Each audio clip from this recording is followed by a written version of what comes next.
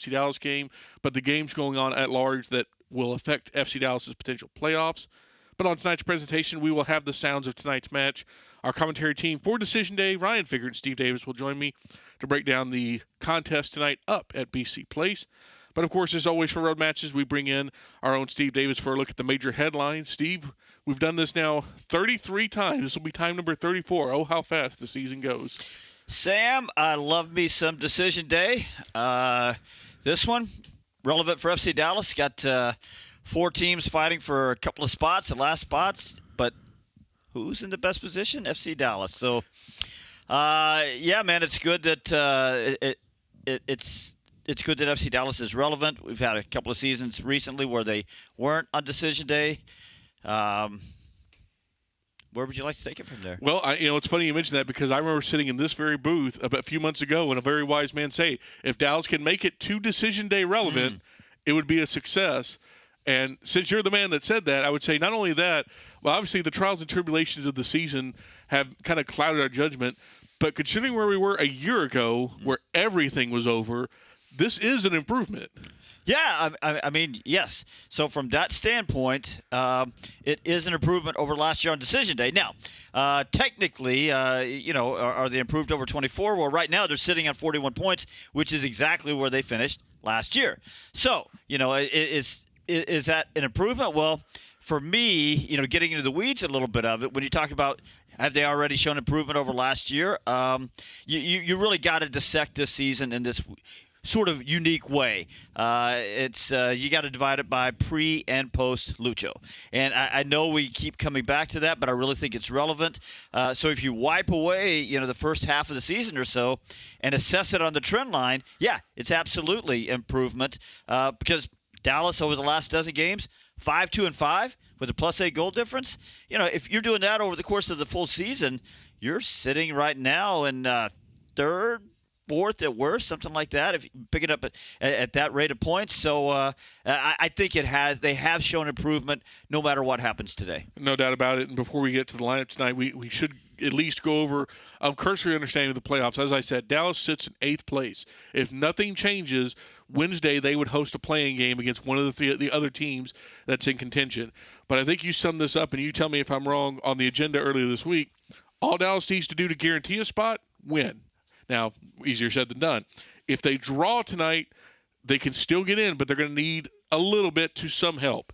And if they lose tonight, it's probably going to take a decent amount of help to get them to the postseason. Is that a fair representation of the situation? It is, except I could see a scenario, and it's not that far-fetched, where Dallas loses and still makes it because the help that they need isn't that far-fetched at that point. And it's all because I mentioned there are 4 teams fighting for those 2 playoff spots, right? And Dallas is in the best position as we walk into tonight. So, if Dallas doesn't get the job done, there's a couple other teams back behind them that I could see not getting the job done either, and that would keep Dallas in the playoffs. Yeah, essentially you only need 2 of those teams to falter, and you're pretty much stay through. Well, we'll worry about that in a later time. But looking at tonight's starting lineup, that's hoping to try to get the thing done. It's Michael Colodi, Lala Sabubakar, Osaze Urigede, Sebastian Ibiaga, Bernie Kamungo, Christian Kappas, Kaike Shaq Moore, Patrickson, Sam Sarver, and Anderson Julio. And obviously the big headline, no Petter Musa tonight, no Logan Farrington tonight, no Ramiro tonight. They're all missing out due to various suspensions. It was a straight red for Logan that was appealed unsuccessfully. Yellow card accumulation for Ramiro and Musa. And, obviously this is no shade at all to Sam Sarver and Anderson Julio. But, man, they have been put in a very tough position tonight. Yeah, you're right. Anderson Julio, because he's probably going to be playing a little bit out of position. Sam Sarver having an outstanding season with North Texas SC, but now he's got to raise it up a level. So, Dallas really not going in with their very best on a day that's really going to matter for them. Look, goalkeeper, I think we got to talk about that. Michael Colodi being selected over Marta Paz, coming back from and now healthy and coming back from international duty. I mean, it's such a tough call for Eric Quill. I think normally I would have gone with experience, but Colodi has proven at every turn that he handles pressure really well. So, it was going to be 1 or 1A on that decision. Sarver and Julio in for Musa and Farrington. That is tough. But again, there's just not a lot of options there. Even Dietzen, the summer acquisition, not able to play because of some issues with his passport. So we'll talk about. I know we'll talk in the third segment about the tactics and how that Sarver Julio, how that's going to look different than Musa and Farrington. I do think that Shaquille Moore going back over to right wing back, is going to give you a little bit more attacking push up the right side. Hitting him with the government name, Shaquille Moore today. Look, that is how you know it's decision day. And I do want to give. We talked to Eric Quill yesterday about the goalkeeping decision. And he said basically, look, Collodi hasn't done anything, put a foot out of wrong, and he doesn't want to break what's working. And we'll talk a little bit more about that in the third segment. But it is definitely a big choice that Quill has made tonight. And obviously, all of this would matter no matter the opponent. But man, Vancouver is a totally different animal from the last time we saw them. We last played them on March 18th. They were coming off a midweek Champions Cup game. And then they won 1-0, and they smothered Dallas to death. Eric Quill spoke highly of that Vancouver team in media leading up to this one. But, Steve, for those who maybe have tuned out of Vancouver since they haven't been in the FC Dallas orbit, this is one of the most remarkable seasons in MLS, I think, for a single team in Vancouver. So you're right, Sam. It's a great story in Major League Soccer. Up in Vancouver, they're talking about this being the biggest decision day in the club's history. There was one other year where they sort of snuck in on decision day, but I think they're looking at this as the biggest game. So what I would say is before they played FC Dallas early in the season, they were the same animal. We just didn't believe in that animal's ferocity at that point. We were looking at them saying, okay, they can't keep going at this kind of pace. And yet they did. Jesper Sorensen has come in this year, first-year MLS manager. He's going to be my choice for Coach of the Year. I think he's going to get it. You can cite a lot of stats. We will during this pregame show. That's it. That's the what. The how is what's so impressive to me, Sam, because they didn't really turn over the roster. It's mostly the same players that Vanni Sartini for those years really just couldn't get past middle of the pack. And then they lost one of their best in Ecuadorian international Pedro Vite, who left midstream, and they didn't have Ryan Gauld for about 90% of the season. They had this long supporter shield or long tournament run, yet they didn't have the big crash that we see teams have after these tournament runs. And so, and never mind all that, they were in supporter shield race until last week. Sorensen has given this team a real identification, a real, identity rather. He's made roles and responsibilities predictable, and that's why they've been able to, just sort of go along with next man up because right now they're missing a lot of center backs. Hasn't really seemed they're missing the two best center backs. They missed Ryan Gault for all that time. Muller's been a little bit out. He's been on a little bit of a minutes restriction. Doesn't matter. They just keep rolling. And I think a lot of that's Jesper Sorensen. Yeah, they don't even have their top scorer tonight. That's He's right. out with injury. Oh, by the way, the club's for sale. So if you'd like to buy an MLS team, I feel like the value's gone up over the last few days. And before we go to break here, there's a very unique quirk in the schedule here. That regardless, like if Dallas ends up in the play-in game, which is a very possible outcome, assuming they don't sneak up to 7th, that would require a little bit of help. There's a very real chance that if they won a play-in game, regardless of where it is, they're going to have to play this Vancouver team again in a 3-game series because unless Vancouver loses tonight and San Diego wins and I believe there's some goal math that needs to happen there, there's a very real chance that this Vancouver Whitecaps team would be play the winner of the play-in game too. Yeah. Well, look, that's a really good point, Sam, and so that's just one of the reasons you can expect a good effort out of Vancouver tonight because they don't want to give Dallas any momentum, any reason to believe because you're right, that could be a matchup coming up. And the other thing is, they got San Diego nipping at their heels there. So they need at least a draw tonight to secure that top spot in the West. And that not only secures top spot in the West, but it elevates their positioning in case, and they're talking about this, and they should because they're this good, in case they host MLS Cup. And if they can win tonight, the only other team that could host MLS Cup over them would be Philadelphia. Man, that's wild to think. As I've been kind of reflecting on the season, going back to that first game for Houston, that we'd be sitting in the final match day and going, yeah, the MLS Cup might run through Vancouver this year. That's a wild thing. Very well could. But it very well could. Well, that is Steve Davis. You'll hear his tones on the call tonight alongside Ryan. Of course, we'll bring him back in our third segment when we break this down a little bit further. Thank you, Steve. You're welcome. When we return on the FC Dallas pregame show, we'll have the sounds of this week's match. This is FC Dallas Soccer presented by Toyota on the FC Dallas Radio Network. So, what'd you do this weekend? Well, just took the Tacoma off-road, deep into the woods, got to this hidden campsite only it could reach. Nice. I hooked up the boat to the tundra and hit up the lake. Towed it like a pro. Had the whole lake to ourselves. Hey, wait, did I mention I went rock climbing too? Uh-huh, yeah, thanks to the Tacoma's crawl control. Well, sounds like we both had fun weekends. Mine was better. The Toyota Tundra and Tacoma are built for all the fun. Test drive at your local Toyota dealer or visit Toyota.com today. Toyota, let's go places. Feature availability differs based on trim. See Toyota.com for details. Want to hear something incredible? That's Eleanor. Just 10 hours after being born, Eleanor was airlifted to Children's Health and met by our expert team trained in cardiac and critical care. At 4 days old, she received a stent to help her heart pump blood to the rest of her body. And today, she's a happy, healthy 1-year-old. That's incredible. That's Children's Health. Incredible together. In sports, if you think joy only happens after you win, think again.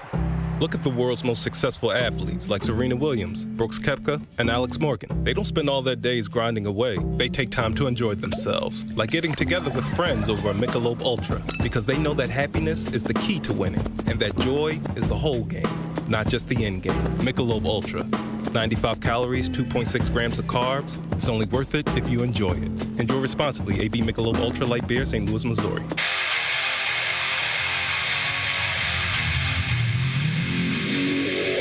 Hi everyone, it's Logan Farrington, and you're listening to FC Dallas Soccer on the FC Dallas app. Winner, winner, Chick-fil-A dinner. All season long when FC Dallas wins at home, fans win free Chick-fil-A. Be sure your Chick-fil-A app is up to date and location services are turned on when you attend matches at Toyota Stadium. After the team wins, before you leave your seats, open the app to redeem the Chick-fil-A offer. Welcome back to the FC Dallas pregame show presented by Toyota here on the FC Dallas Radio Network. In our next segment, Ryan Figert, Steve Davis will join me. We'll break down the lineups, the tactics, the big storylines, everything you need to know about Decision Day today for FC Dallas versus Vancouver Whitecaps up in Vancouver. And a reminder about the FC Dallas Radio Network podcast feed available everywhere you get great free podcasts. Of course, the postgame show will be there. It's everything you need to know about the game that was in just about 30 minutes, give or take. Highlights, stats, analysis, everything about the game that was. It goes live right after final whistle here on the radio network, and we post it up as soon as we can so it's ready for your morning commute. But almost every Wednesday, it's the FC Dallas agenda added this year. Ryan, Steve, and Garrett Melcer, the FC Dallas Insider, bring you long-form analysis, interviews, interesting topics, everything you want to know about your favorite MLS club, FC Dallas, in audio form. Of course, big names, Andre Zanata, Eric Quill, Petter Musa, Logan Farrington, Bernie Kamungo, Paxton Pomcall. We have interviews with just about everybody who's anybody in the FC Dallas lexicon. And, of course, if you want to hear all of that on backlog and everything we create in the future, podcast provider of choice, type in FC Dallas Radio Network, hit subscribe so you don't miss any of our great free content. Now let's get you to the sounds of this week's match, and they're featuring FC Dallas head coach Eric Quill and wingback Bernard Kamungo. I mean, point out all the things we've been really good at lately, because we've been great in a lot of phases of the game. I even thought we did a lot of great things in the loss the other night. So we have nothing to hang our heads on. We fought. We made our fans proud. Obviously, disappointed with the result, but this is a fighters group, and we know it's at stake, and our mentality is going to be high for this game. And I think the fight out there in the training field is evident of that. And so I'm really proud of who we are right now at the moment. We believe in you. And they're here for a reason, and that you never know when opportunity comes, but when it does, you need to be ready, and they're ready. These adjustments we'll make, they're going to be ready. It's going to be obviously different profiles, but I'm really excited about what they bring to the field, and I think they're excited for their opportunity. I mean, you got to be really locked in. You can't turn off. They're really talented. They've got a big mentality, so our mentality's got to match and surpass theirs. And there's naturally going to be waves where we have to weather, and we weather it together, and we regain ourselves in those moments. But try to keep the crowd out of it. Try to keep momentum plays out of it, and play a smart game. Smart game that we know is in our favor, but we need to be, again, same aggressive mindset. We're not going there scared. We're not going there up against the ropes waiting to be knocked out. We're going there to throw punches and be who we've been. No, positive. Everyone is excited, looking forward for the game. Obviously, we know what's at stake. We know, we control our own destiny. So we, just try to do, the best we can to make sure we get the win. No, it's a good challenge. Obviously, if we're going to talk about winning trophies, this is where it starts. You got to beat the best to be a champion. So I'm looking forward to it, and I think everyone is, excited for that game because it's going to give the team a good push, to start off strong in the playoffs. When we return here on the FC Dallas pregame show, Ryan Figert and Steve Davis join me to break down tonight's lineup and tactics. This is FC Dallas Soccer, presented by Toyota on the FC Dallas Radio Network. UT Southwestern Medical Center in Dallas, Texas, where discoveries change lives. The spark of collaboration that fuels bold thinking in our labs. The spark of inspiration that motivates greatness in the next generation. And the spark of innovation that pushes the boundaries of today's care. At UT Southwestern, teamwork and talent combine to fuel discovery, education, and healing. UT Southwestern, the future of medicine sparks here. Welcome to the world of WinStar, the casino of FC Dallas, where 10,000 electronic games plus roulette, craps, and blackjack is just the beginning. Get lost in our 2-story luxury spa. Enjoy 36 holes of championship golf and catch the biggest names in music and comedy at the spectacular Lucas Oil Live, all just 1 hour north of DFW. So come live in the wow at the world of WinStar. In sports, if you think joy only happens after you win, think again. Look at the world's most successful athletes like Serena Williams, Brooks Koepka, and Alex Morgan. They don't spend all their days grinding away. They take time to enjoy themselves, like getting together with friends over a Michelob Ultra, because they know that happiness is the key to winning, and that joy is the whole game, not just the end game. Michelob Ultra. 95 calories, 2.6 grams of carbs. It's only worth it if you enjoy it. Enjoy responsibly. AB Michelob Ultra Light Beer, St. Louis, Missouri. Hi everyone, it's Sebastian Leggett, and you're listening to FC Dallas Soccer on the FC Dallas app. Welcome back to the FC Dallas pregame show presented by Toyota here on the FC Dallas Radio Network. Do want to remind everyone watching on the Burncast tonight, hey, get your comments in, your questions. We will talk about them at halftime, since it looks like we're going to have a little bit of an extended halftime today on Decision Day, and of course in post-game, win, lose, or draw. Get those comments in on the Burncast on YouTube, and you never know, we might read them live on the air. But since we've got about 20 minutes from kick at BC Place, let's get you the starting lineups for tonight's matchup, and those are brought to you by Advocare. We will start first with the home side Vancouver Whitecaps and first-year manager Jesper Sorensen. It's Yohei Takaoka in net for the Caps, Tate Johnson, Bilal Habuni, Matias Laborda, and Idier Ocampo on the back line, Andres Kubas and Sebastian Berhalter in the midfield, Ali Ahmed, Thomas Muller, the German legend and captain, and Emmanuel Sabi supporting Daniel Rios up top for Vancouver. And now let's hear the starting lineup for FC Dallas and first-year manager Eric Quill. Michael Colodi, goalkeeper, Frisco, Texas. Lalas Abubakar, central defender, University of Dayton. Osaze Origide, center back, Netherlands, Nijmegen. Sebastian Ibiaga, center back, Duke University. Shaq Moore, right back, Fort Lauderdale, Florida.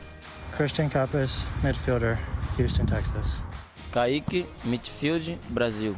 Bernard Camungo, I'm a winger, and I'm from Abilene, Texas.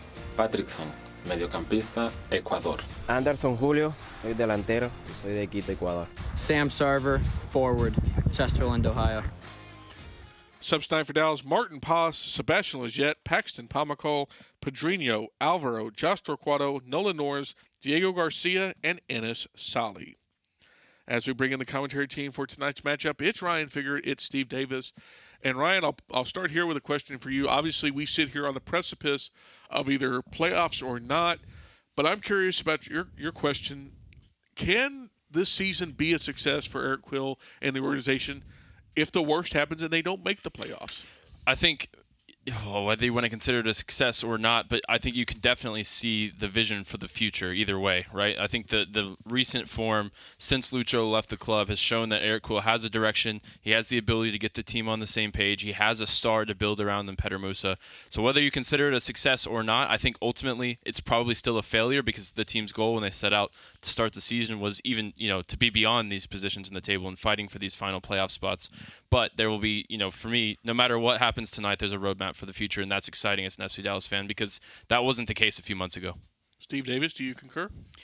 Yes, Doctor, I concur. I think I sort of laid it out a while ago, the way you have to assess the season sort of pre and post Lucho, and the trend line is definitely going up. At the same time, look, this is the low bar. This is the bar by which every MLS team measures success, or at least the first measure of success.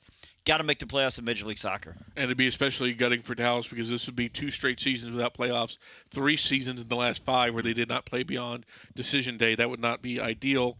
And just a quick update, we will keep everyone updated on the decision day matches during the broadcast, but if you want to do it yourself and be an independent little boy or girl scout, Colorado LAFC, Portland, San Diego, San Jose, Austin, and St. Louis City, Real Salt Lake are the 4 matches if you want to follow in addition to our own, though that is a lot of soccer to keep up with in the same minute. But don't worry. That's why we're here. That's why we got you.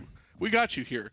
But looking at the FC Dallas lineup for tonight, charged with getting the job done, obviously the suspensions are the big news, but, we talked a little bit about Michael Colodi getting the start in that first segment, Steve. And when Eric Quill told us that yesterday, I was a little bit surprised for a couple reasons. One, Martin Paz has played really well on international duty. He hasn't played in MLS in a while due to injury, but for the red and white of Indonesia, he looked really solid. And he is your number 1. This is the biggest game of the year. It's a little shocking that he's not going in, almost on merit. Yeah, you know what? I was a little bit surprised too, but only a little bit. And you do sort of wonder, guys, it was the deciding factor here that tonight I think we're going to see FC Dallas have to sit and counter for reasons we're going to talk about. And I think if you're going to go that way, Colodi might be the slightly better option because he's just really good with his feet and he's really good with the long balls, and so he can get you out a little bit quicker, and maybe that was just the deciding factor, just that little margin there. Yeah, I tend to agree, and Ryan, that's something I wanted to talk tactically about because we've seen in this run of form, whoever is in net, be it Colodi or Jacob Jackson, they have found Petter Musa up top, and he has kind of knocked the ball down. That starts the offense. Dallas obviously doesn't have Petter Musa tonight, but having someone like Colodi who can launch pinpoint passes to players like Anderson Julio or Sam Sarver, that's a pretty big asset. And while Martin Paz's feet are improved, I think he's still not quite as good as Colodi with that part. It's going to be interesting to see because, those, whether it's Musa, Farrington, or both, they provide such a target to aim those long balls at. And look, Vancouver can look at this lineup and realize that there is no target to aim at for the long ball. Dallas is going to have to play differently. They're going to have to get the ball a little bit further, get it in behind, or combine in the midfield areas to try and spring a runner in behind. There's going to be a lot of defending to do. Eric Quill was aware of that when he spoke to the media this week. He said, we're going to have to go there and suffer, but if I'm going to suffer with any team, I'm going to suffer with this team because they've shown they can do it. They can be resilient. They can fight back from deficits, and they can defend in the low block, and they're going to have to be asked to do a lot of that tonight. But there is a pathway there, guys, because Vancouver wants to play fairly high up the field, and that does mean that there's going to be space in behind them. And to that point, obviously, Anderson Julio is the fastest player, I would argue, on FC Dallas and one of the fastest in MLS. And Sam Sarver can pick him up and lay him down himself. Mm-hmm. Vancouver comes into this one without their first-choice defense. If you're going to attack a back four that plays a little bit of a traditional high line against those two players, this is a bit of an advantage in that way, or at least on paper it is. Yeah, it's the one advantage that maybe Dallas has today because, look, Reko Veselinovic, Tristan Blackman are 2 excellent center backs in Major League Soccer.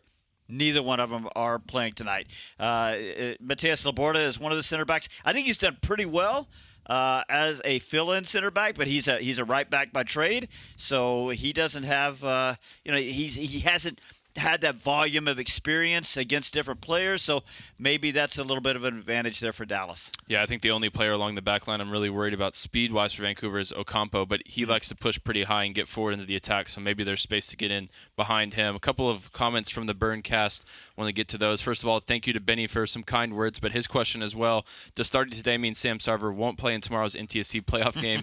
Of course, there's priorities, and Dallas, in their fight for the playoffs comes first, but I did actually speak to Sam Sarver about that because I joked with him, back in the youth soccer days, you'd play 3 games in a day, back-to-back days, and he said, look, if they need me, I will be there, so maybe still available depending on how tonight goes for the bench. I mean, he's got so much energy. I wouldn't rule it out at all. A couple questions about who's starting in goal. It's going to be Michael Collodi tonight, and Liam wants to know what is the percentage, what are the odds of us making playoffs? Just strictly based on the numbers from playoffstatus.com, Dallas is a 64% likelihood to be in the playoffs, whether that's 7, 8, or 9, 36% to miss the playoffs altogether.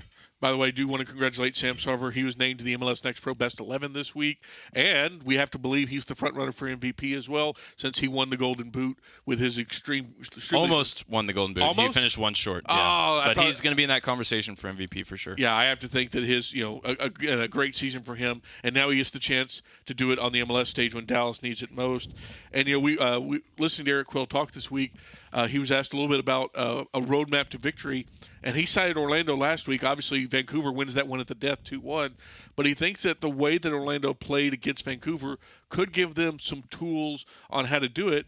I'm kind of curious if that's the case because their personnel is going to be a little bit different than what Dallas has to offer tonight. Yeah, I tell you what, I watched that game, and I don't want it to turn into what I saw at the end, which was Vancouver just absolutely peppering Orlando's goal, getting what I think was a goal, but it wasn't adjudged a goal because MLS doesn't have goal line technology.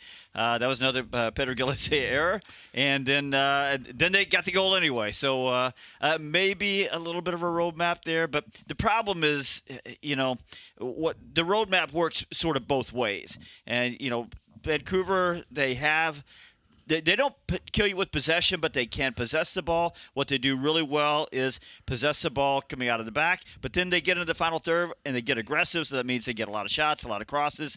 Again, you can maybe get behind them because they're going to play on the front foot, but it's tough, man. They've got a good system there. Yeah, and specifically what Eric Quill wants the Dallas defense to do tonight is force Vancouver into the wide areas and prevent sort of those combinations in the top of the box where Muller and Berhalter can be so dangerous. They've got some quality on the wings with Sabi and Ahmed, but those aren't really goal-scoring guys on the season. Sabi a little bit more so than any of their other wing options, but Eric Quill wants to force them wide, force them to take crosses from bad positions, and let the Dallas 3 center backs handle Daniel Rios in the middle, which if there's one game state where Dallas is really strong, I think it's that defending crosses, defending in a low block, especially when they play with all 3 center backs in there, which they have tonight. The other reason you want to force them out wide, though, is because they like to play central, not only because they got a guy like Thomas Muller that is really good about finding pockets of space in there, but when Vancouver does play central, they're in really good positions to prevent the counter. Their whole thing is on the counter, we want them out wide. We don't want to come back down the middle, so that sort of keeps the game where they want it. So it'll be an interesting chess match that way tonight. Yeah, the 2 big threats, obviously no Brian White tonight. He's injured. That's the leading scorer for Vancouver. But obviously Thomas Muller is a threat in and of himself. 6 goals, 3 assists in his 6 games with the Caps. And then, of course, Sebastian Berhalter, the son of Greg, who Greg's team won tonight. They'll be hosting the playing game in the East. 4 goals, 10 assists in 28 games. And he also got a call up to the national team. A very good season for him. But, Ryan, obviously, Daniel Rios is going to have to learn Osaze Uriguide tonight because I'm assuming that's going to be the matchup. But how does Dallas slow down that duo of an international legend and an emerging U.S. national team player? So far, nobody has figured out how to stop Thomas Muller with the Vancouver Whitecaps. Muller's already 3rd on their team in goals on the season, and he's been here for 6 games. I mean, they were very front-heavy with Sabi in second, and then Brian White leading their team in goals. But Muller has been nothing but productive so far. He already has a hat trick. He hit his 300th career goal. They already won a trophy together in the Canadian Championship. if Dallas can figure out a way to slow down Thomas Muller, the rest of the Western Conference will be watching, because so far no one has found the blueprint. Well, he's so competitive, too. I mean, he's so smart in his positioning. He just floats and finds the space wherever it is. Back when Sam was a young man, well, you were a young man, too, a guy came into this league by the name of Didier Drogba. And this is the most productive I remember anybody coming in. We've seen other guys come in during the summer and be impactful.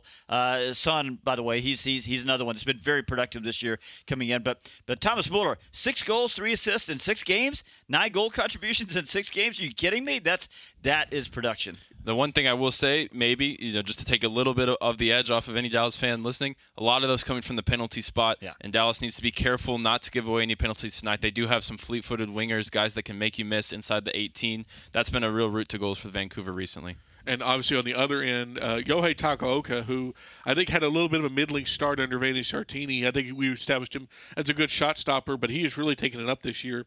33 starts, 36 goals allowed, almost a 73% save percentage, 13 clean sheets for Takaoka. But, Steve, I'm curious, is that more down to the defense or is that down to him this year? A little bit of both, Sam. Tristan Blackman has been terrific in front of him this year. But I think the other thing is that he's just sort of figured Major League Soccer out.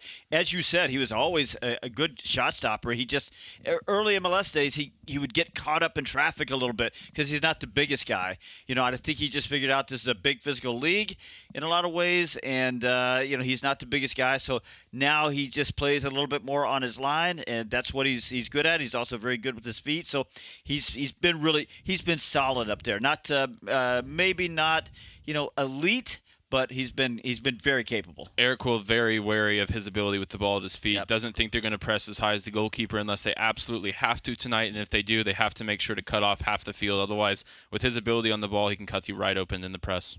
Well, as we kind of look at the situation here, obviously, games outside Dallas's control, situations outside their control. Ryan, I'll start here with you.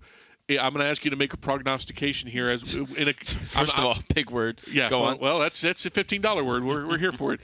As we sit here in a couple hours, it'll probably be about 10:30 Texas time before we know everything sitting here. How do you predict this is going to go out for FC Dallas? You went to me first on this one? Okay, here's what I think is going to happen. Here's what I thought ever since the final game since the Galaxy game last week went final. I think Dallas is probably not going to win on the road tonight at Vancouver. Maybe they get a point. Maybe they lose the game, but I think they're going to get help from around the league. Just the matchups, to me, maybe Nico Estevez comes to Dallas's aid and makes sure San Jose can't get all 3 points. St. Louis has been in better form recently. They're finishing up their season at home. I think that's a tougher game than people give it credit for Real Salt Lake. And then LAFC at full strength against the Colorado Rapids. We know how good they've been since Son arrived in Buonga. Maybe he'll be angry that Messi went and scored 4 goals tonight and go try and match that. So I think, if I had to put money on it, which I'm not allowed to and I will not be doing because it's MLS and it's decision day, that's how I think it would go. Yeah, exactly. But that's how I think it would go. There's obviously routes for Dallas to get as high as 7th and skip the play-on game altogether. But if you saw what I tweeted this week, I think no matter what, Dallas, if they make it to the first round proper, they will be seeing Vancouver again. So there's also a psychological part of the game going into tonight. Steve Davis, where's your head at as we enter into the last match of the season? Yeah, I agree with a lot of what Ryan just said. I really see a scenario where Dallas might not be able to get the job done tonight, but 2 of these other teams don't get the job done either. 2 of the other teams that are chasing FC Dallas. I wouldn't put it past Eric Quill and his boys to get a draw tonight, and even though they would still need a little bit of help, they wouldn't need a lot of help, and I think that might be enough. I think they're going to make it one way or the other. Well, before we head to kickoff, it is time for the final keys to the match of the regular season. They are, as always, presented by Toyota and as always provided by Steve Davis. Thank you, Sam. Number 1, you play the game, not the moment, right? I know it's an old trope, but it really sort of applies here. You can't think about the consequences. You just got to go out and play the best game you can. Obviously, there is a lot on the line. So just, be locked in, but you got to go out and enjoy yourself and play with that balance of intensity versus that balance with that usual freedom of just enjoying the game. Number 2, they got to be sharp in the counter because, Sam Sarver and Anderson Julio on the break is the best chance for a goal tonight. And they did hook up for a goal just like that last week. Tonight, because of the way Vancouver plays and presses, there will be times when there's going to be space in behind the Caps back line. They're not going to get a lot of good looks, but when they do, they've got to be sharp in that counter. And then number 3, we just talked about it, attention to Thomas Muller. He's so good at finding those spaces between the lines and tying timing his runs into those spaces. I mean, there's a reason he's a world champion, World Cup champion, and he got all those Bundesliga titles with Bayern. So he'll find those spaces, but endeavoring to limit the times that he can get those times in those spaces, and then getting somebody over to him very quickly, that will help. And those are your keys presented by Toyota. I'll throw in one final key to the match, if I may. Sam Sarver, can you harness the decision day performance that you showed us for North Texas on October 5th? A hat trick to push North Texas into the playoffs. That's what's required again tonight. Let's see it. Well, 90 minutes to history for Dallas starts in about 5 minutes, so we will take a break. When we come back, Ryan and Steve will get you ready for kickoff for match 34. It's FC Dallas. It's Vancouver Whitecaps. It is all on the line north of the border. You are listening to FC Dallas Soccer, presented by Toyota on the FC Dallas Radio Network. So, what'd you do this weekend? Well, just took the Tacoma off-road, deep into the woods, got to this hidden campsite only it could reach. Nice. I hooked up the boat to the Tundra and hit up the lake. Towed it like a pro. Had the whole lake to ourselves. Hey, wait, did I mention I went rock climbing too? Uh-huh, yeah, thanks to the Tacoma's crawl control. Well, sounds like we both had fun weekends. Mine was better. The Toyota Tundra and Tacoma are built for all the fun. Test drive at your local Toyota dealer or visit Toyota.com today. Toyota, let's go places. Feature availability differs based on trim. See Toyota.com for details. Welcome to the world of WinStar, the casino of FC Dallas, where 10,000 electronic games plus roulette, craps, and blackjack is just the beginning. Get lost in our 2-story luxury spa. Enjoy 36 holes of championship golf and catch the biggest names in music and comedy at the spectacular Lucas Oil Live, all just 1 hour north of DFW. So come live in the wow at the world of WinStar. Want to hear something incredible? That's Eleanor. Just 10 hours after being born, Eleanor was airlifted to Children's Health and met by our expert team trained in cardiac and critical care. At 4 days old, she received a stent to help her heart pump blood to the rest of her body. And today, she's a happy, healthy 1-year-old. That's incredible. That's Children's Health. Incredible together. UT Southwestern Medical Center in Dallas, Texas, where discoveries change lives. The spark of collaboration that fuels bold thinking in our labs. The spark of inspiration that motivates greatness in the next generation. And the spark of innovation that pushes the boundaries of today's care. At UT Southwestern, teamwork and talent combine to fuel discovery, education, and healing. UT Southwestern, the future of medicine sparks here. Hi everyone, it's Sebastian Ibiaga. Tonight's FC Dallas match is up next, right here on the FC Dallas app. Well, Dallas is on the road tonight, north of the border at BC Place, the home of the Western Conference leading, expectation-defying Vancouver Whitecaps. The Caps are close to full strength, 11 games unbeaten, and looking to wrap up the #1 seed for the playoffs. Meanwhile, Dallas is fighting for their playoff lives with 90 minutes left to play on the year. Eric Quill will have to play with the hand he's dealt tonight, missing Petter Musa and other key contributors through suspension, but he'll hope he can find a joker in the deck and pull off a famous upset to seal the team's postseason fate. Ryan Figured here on the FC Dallas Radio Network, wherever you're listening or watching on the Burncast on YouTube or on the FC Dallas app, we thank you for joining us tonight, as I'm alongside Steve Davis as always. And Sam Hale is going to be our playoff correspondent. He's got his eyes around the grounds. We'll keep you updated with all the games that matter as Dallas fights to keep their playoff spot, keep their hopes alive, and hope to play on past tonight. Steve, if they're going to do that, what's it going to take just straight up? Just straight up. I mean, a win would do. No. So, yeah, look, winning in, a draw, and they're probably in. A loss, and it's squeaky bum time, but they very well may still be in. Well, we're getting a look at Thomas Muller right now, wearing the captain's armband. He's been nothing but productive for the Whitecaps. The final piece maybe for them in trying to turn a historic season into an all-timer. Maybe for some people it already has been. They reached the CONCACAF Champions Cup final, losing in dramatic fashion to Cruz Azul in that one. They won the Canadian Championship for the 4th straight time. They're looking to wrap up the #1 seed tonight. Dallas has other ideas. Here are the scenarios for Vancouver. It's just a win or a draw. That's all they need to secure the first position over San Diego. Dallas, like we said, a win, and they're in the playoffs. If they don't win, they still have many routes to making it to the postseason, but we're going to be looking around the grounds. We're going to be going to Sam Hale to find out how that goes. They did make it awful hard on themselves with that loss last week to the LA Galaxy, because last week they were playing a team with 18 losses. This week's opponent, 18 wins. And I'll reiterate that Vancouver has something to play for. They've got San Diego nipping at their heels back there. They want to secure that top spot in the West because not only does it give them home field edge through the Western Conference playoffs, but if they made it to MLS Cup, and they're talking about this up there, and they should, if they make it to MLS Cup, the only other team that could host besides them would be Philadelphia. Only team that's going to have a better record if they win tonight. Well, there's the whistle to get us underway from BC Place. 90 minutes to go here in 2025. 90 minutes between Dallas and their spot in the playoffs or not. Going long out towards Ali Ahmed on the Vancouver left. Shaq Moore's put it out for an early corner kick here within 15 seconds. Did they go out for a corner or a throw-in? It looks like maybe a... Angles might already be getting me, but it looks like Dallas is setting up for the corner. You're right, but that's a mistake from Shaq Moore. I mean, right away, he just got to turn his hips a little bit more and make sure he puts that out for a throw-in. Especially threatening with Sebastian Berhalter standing over it. 10 assists, 10 primary assists, 11 assists total on the season. A lot of them coming from these set-piece opportunities. Yeah, he's been good at it. Taking him for the national team at times as well this year. Berhalter with the end swinger from the near side, whipped in towards the near post, flicked there by Rios, but blocked at the near post and cleared away by Julio. And sent all the way into the Vancouver half. Sam Sarver, closest to it, gives chase. Sounds like a good atmosphere there. They've sold out the lower bowl at BC Place. Yeah, 22,000 plus in that case.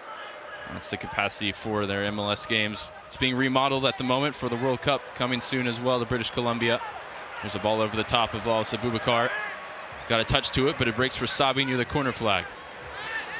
Set back now. Thomas Muller, top of the box, going for the 1-2. Ball in behind, covered up by Collodi. As that was looking for Ocampo, who's now been whistled for a foul, and Collodi is feeling the effects of it. Both players staying down. Yeah, I'm a little bit more worried about Michael Collodi because he took that from Ocampo's shin guard right in the head. Ocampo's going to get a yellow card for that. I think he should. Yellow card is out for Ocampo. Michael Collodi now sitting up and holding his head. Gives us a chance just to set this really quick. The FC Dallas back line. Ibiaga playing as a right-sided center back. Wallace Abubakar left-sided center back. And, of course, Sazi Urigede right in the middle of them. As Muller looking to play provider there for Ocampo, off the right wing. Kamungo did enough. I don't like the way I'm looking at Ocampo dragging his leg there. I mean, I think you could have done a little bit more to avoid Michael Collodi, and he did get a yellow card for it. I think deservedly so. But what's that young man doing there? See, dragging the leg inside the box, usually looking for a foul or a penalty. I'm gonna get it, but it's Michael Collodi's head. Yeah. Well, he'll have to carry that yellow card for about 88 minutes, or depending on how much he plays. Goal kick is launched out his way, and he's the one to flick it out for a Dallas throw in the attacking half here. Looks like they were aiming for Christian Kappas with no Musa, no Farrington. He's a good target to aim at. 6'1" in the Dallas midfield. Very familiar with Jesper Sorensen. Those two worked together at Brøndby, Sorensen's last club.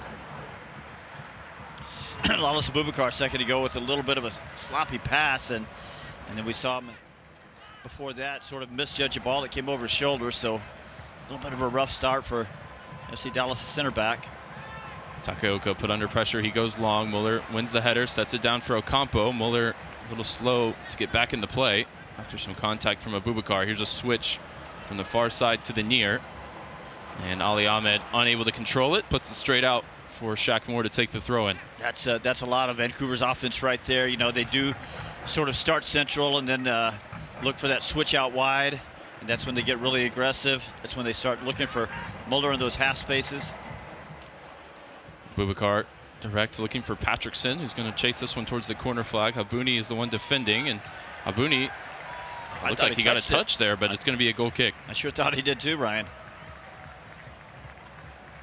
Granted, we are very far away from at the top of the box before it's cleared away. And Urigede with a big header one at the other end. It's going back and forth here. Vancouver eventually settles it in midfield. Sabi sets it down for Kubas. Over to Thomas Muller. Muller able to turn, gets himself some space here, close to the halfway line, swings it over to Berhalter. Berhalter not on the same page as Ocampo. She played that one straight out, and it'll be a goal kick for Michael Collodi.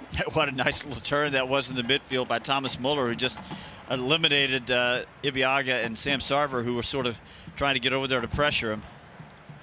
Well, get ready, North Texas. The world's biggest tournament is coming, and FC Dallas is bringing it home with the club and country package. For just $35, you can score a custom scarf repping FC Dallas and your favorite World Cup national team. You can get VIP access to the World Cup draw, watch party, Hall of Fame admission, and much more. Don't miss out. Visit fcdallas.com/club-and-country today. Goal kick long, header won by Uragide on the return. Eventually bounces for Laborda. He goes back for Takaoka. Takaoka in the midfield. Berhalter back for Halbuni. What a good little central combo that is for the Whitecaps. Andres Cubas, I think he's a designated player. I think he's been underrated for a long time in Major League Soccer. Now he's playing alongside Berhalter that had such a good year. That was some good work. Shackmore wins it back. Cubas got a touch. It still nearly broke for Julio. And it is turned over again to the Whitecaps. Anderson Julio playing in that 9 position at striker. It's not his best spot, but he has played there before. And he's already found a couple of times where he's found just a little bit of room between one of the center backs and one of the outside backs. 2 goals in his last 4 games after that long layoff with injury. He's found some form. He had the connection with Sarver in LA last week. Those two now tasked with leading the line.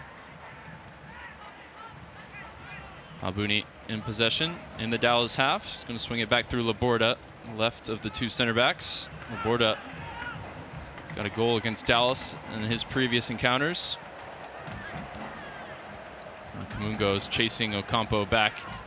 Berhalter finds Halbuni on halfway.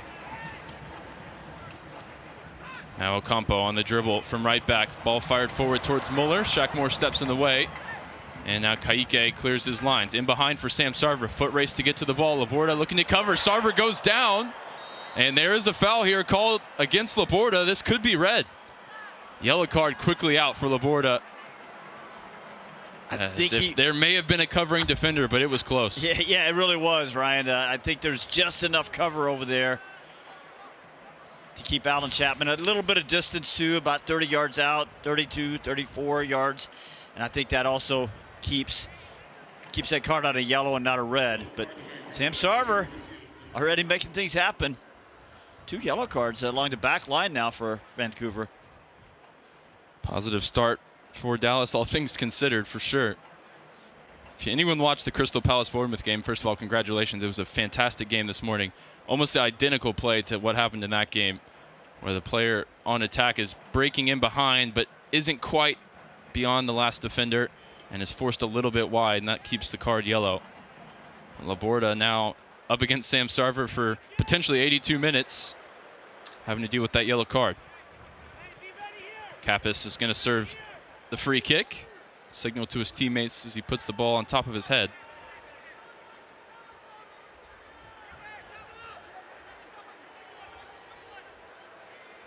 You do lose the height of Christian Kappas challenging for it, but he does have some craft over a dead ball. And these are the avenues where Dallas can grab a goal. Patrickson there as an option as well.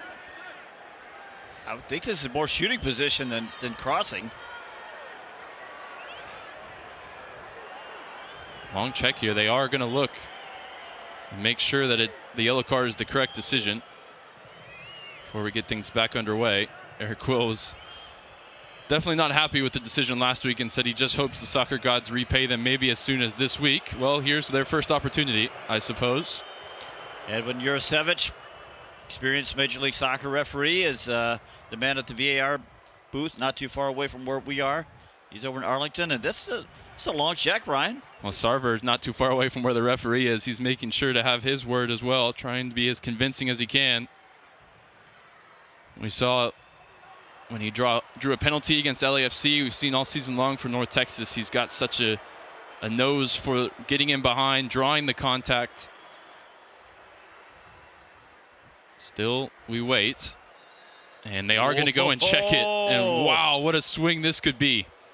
Well, Edwin Jurasevich has recommended that the referee, Alan Chapman, go over and take a look at this, and that's 90% of the time they're going to follow the VAR's advice. Well, Dallas last week in the midst of red card drama find themselves right back into it, but on the opposite end, Sarver potentially has drawn Dallas a huge lifeline on the road in Vancouver. We'll wait for the final decision. But the angle they're showing him right now, the covering defender looks a lot further from the play than I thought initially. I thought the same thing when I saw this angle, Ryan. Now we're seeing an angle from way back in the rafters. Not going to help too much, but here's the referee, and here comes the decision. What a big moment.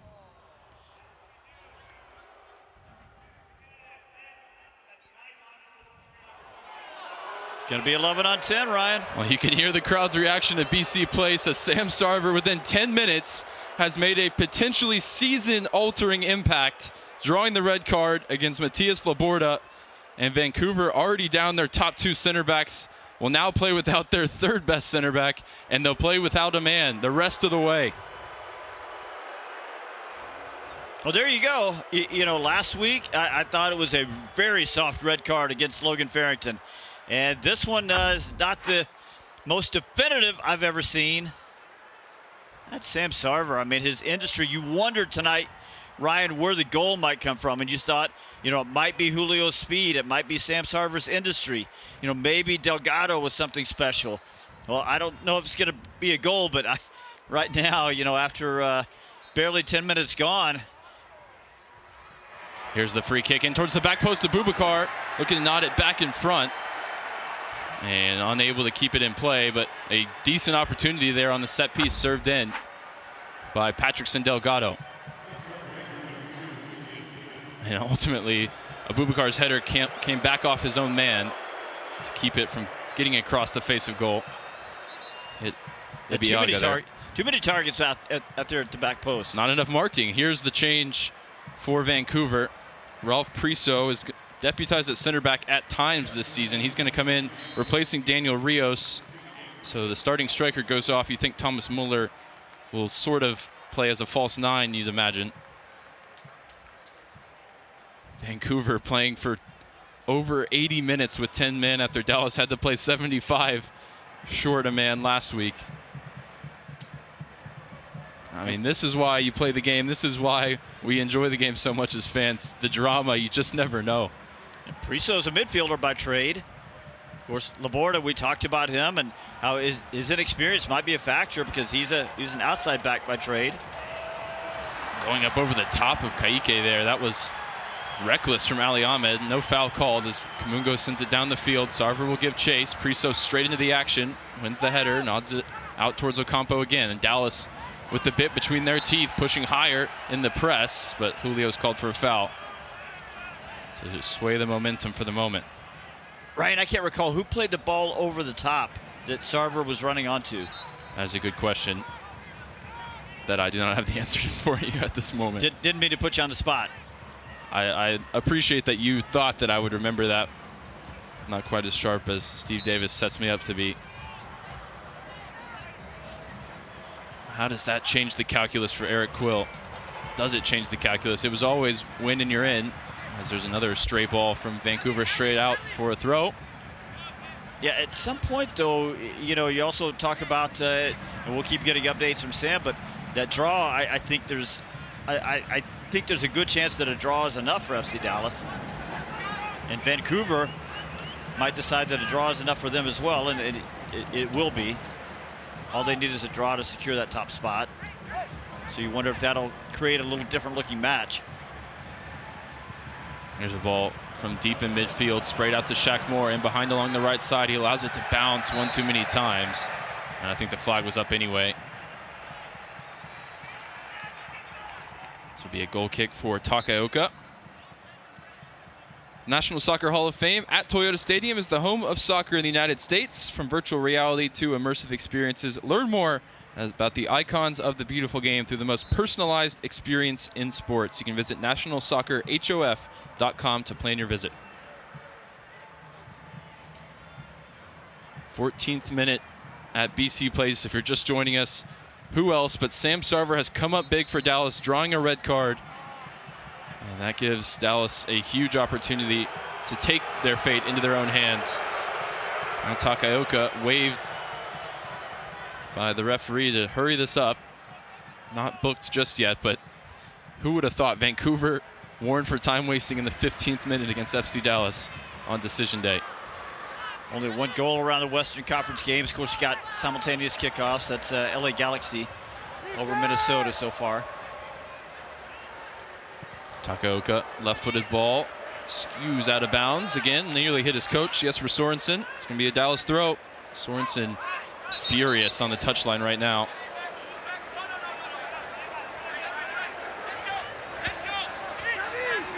You can hear him directing the troops. Thomas Muller is indeed leading the line as Dallas swing it through Michael Collodi.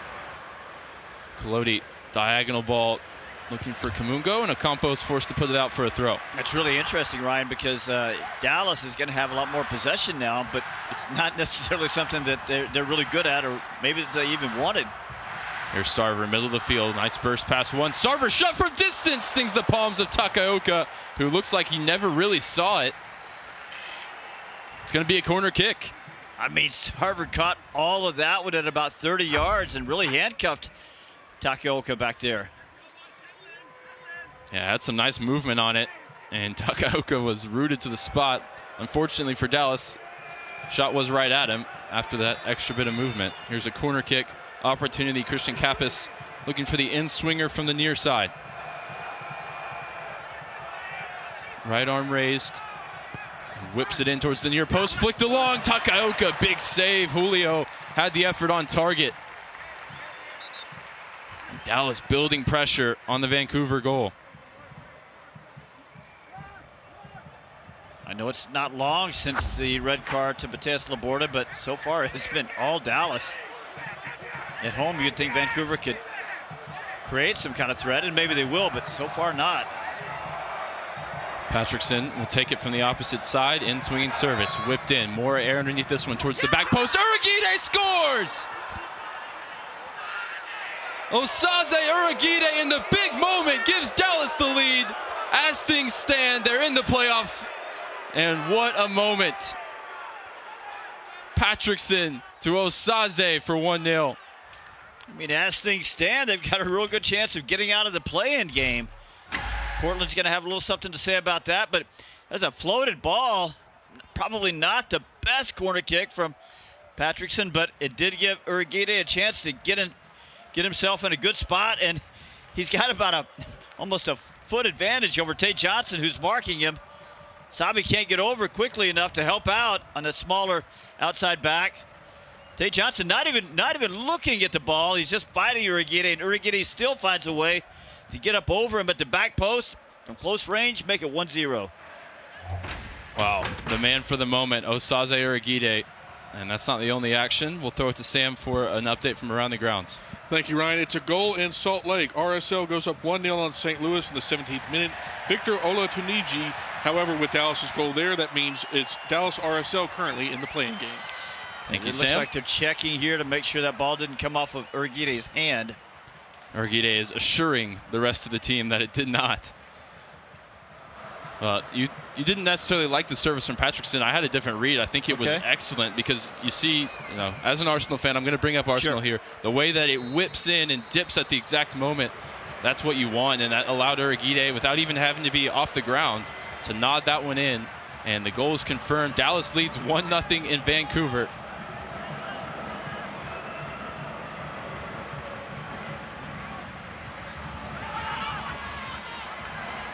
See what the hosts have in terms of a response. It's Emmanuel Sabi looking for the switch. Out to Ali Ahmed. Some space for him here on the near side. Ali Ahmed 1v1 with Shaq Moore. Ali Ahmed looks to get to his left foot. Shaq Moore does well just to jockey, stay in front. Here's Berhalter from the top of the box. Shot blocked up in the air. Kappas nods it away. I mean, remember, San Diego could still catch Vancouver and nip them for that top spot if they can win at Portland today, and Vancouver can't overcome this early FC Dallas lead. So a little trouble brewing up a BC place for the home team. Looking good for Dallas right now. Kaike and Kubas dueling in the middle of the field. Kaike comes away with it. Uragide, the man of the moment. So consistent all season long. Here's Sarver along the right side, matched up with the substitute, Ralph Priso, and Sarver knocks it off him for a corner. I was going to say Urquide, not his best game last week, and I know personally he was very disappointed. Couple of mistakes leading to goals. How about that for a response from him? A huge goal. Dallas haven't been great from corners this season, but they got one when they needed it. Yeah, and that ball just now that Urquide clipped into Sam Sarver, creating another corner kick, adding more pressure on the home team. And playing with that man advantage, he can be a little more free to step into those tackles as well, which is an exciting prospect the way he likes to play defense. Here's Kappas from the near side on the corner. Whipped in again towards the near post, headed away easily there by Thomas Muller. Patrickson looking to keep it alive, puts it back out towards Kappas. Kappas nods it back to Patrickson.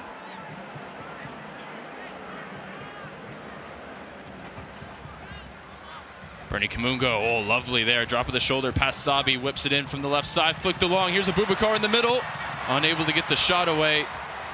As Dallas outnumbering Vancouver inside their 18-yard box there. I mean, it looks like Vancouver only has 9 men on the field right now. Bernard Kamungo receives it again on the far side. Kamungo back to Kappas. Kappas, 4 Caps players around him, and he's dispossessed, but immediately gets a touch back to Abubakar. Really nice move a minute ago by Bernie Kamungo, carving out a big space for himself to get that cross in. Here's a ball in behind, looking for Julio, but it hits Sam Sarver, so unable to find the Ecuadorian. It was offside, but the referee plays advantage as Vancouver hold possession here in the 22nd minute. It's the first time since the red card Vancouver's really been able to put their foot on the ball. A couple of quick passes, frees up Berhalter in the center circle here. I mean, you say Urquide man of the moment. I don't know, man. It's Sam Sarver's game right now. Well, with no Petter Musa, the man of the moment for the entire season, it was probably going to have to be by committee. There's going to have to be a few to step up. That's been the case so far. Vancouver in possession with Kubas, now back to the center backs. Of all the places in the Pacific Northwest that Dallas travels on an annual basis, of course, Seattle and Portland have been a bit of a house of horrors. Vancouver, though, not too bad. 9 results out of 16 games. Here's Julio from distance after he won it back in midfield. Tried to catch Takaoka off his line, forced the save. They're not even gonna let me get stats off, and this has been an exhilarating 22 minutes. Well, Ryan, here's some good news. Not trying to take Sam's job away from him, but Austin scored a goal against San Jose. That's good news for Dallas. And we'll get Sam's update on that in just a moment. As Ali Ahmed's in possession, Kubas now in the middle of the field. Paraguayan international finds Thomas Muller dropping off the front line here. KK defending. Muller keeps possession, but he's forced back. Berhalter now out wide right. Albuni making his way forward from center back. Campo, loose pass, gives it away. Here's Kappas now. Kappas, oh, he wanted to spring Julio in behind quickly, but he just couldn't get it out of his feet. Dallas keep possession, but no instant counter. Now he will try the long ball, this time looking for Sarver over the top. 1v1 with Tate Johnson here, but the flag goes up before he can make his move. What I was going to say is, at BC Place all time, 3 wins, 7 losses, 6 draws. Not a bad set of results, although this Vancouver team is unlike any Vancouver team of the past. And now we play here in the 23rd minute. They are playing with 10 men. Here's a ball over the top, looking for Ali Ahmed. And he's unable to keep it in play, so we will turn it over to our very own Sam Hale for that update. Thank you, Ryan. As Steve mentioned, Austin has scored a goal 1-0 in the 22nd minute. That went to Owen Wolf over San Jose. That would currently put San Jose in 11th and out of the playoff structure. Thank you, Sam. Gives Dallas that little bit of insurance. But as it stands, they control their own destiny with the 3 points that they currently hold. Yeah, San Jose, of those 4 teams fighting for those last 2 spots, San Jose easily in the worst position down there. Not looking good for Bruce Arena's first year in charge there. There's Thomas Muller, a chance in the attack now, looking to slip it through for Sabi. Abubakar goes to ground, just sat on the ball essentially. And now Sarver wins another foul, this time via Tate Johnson.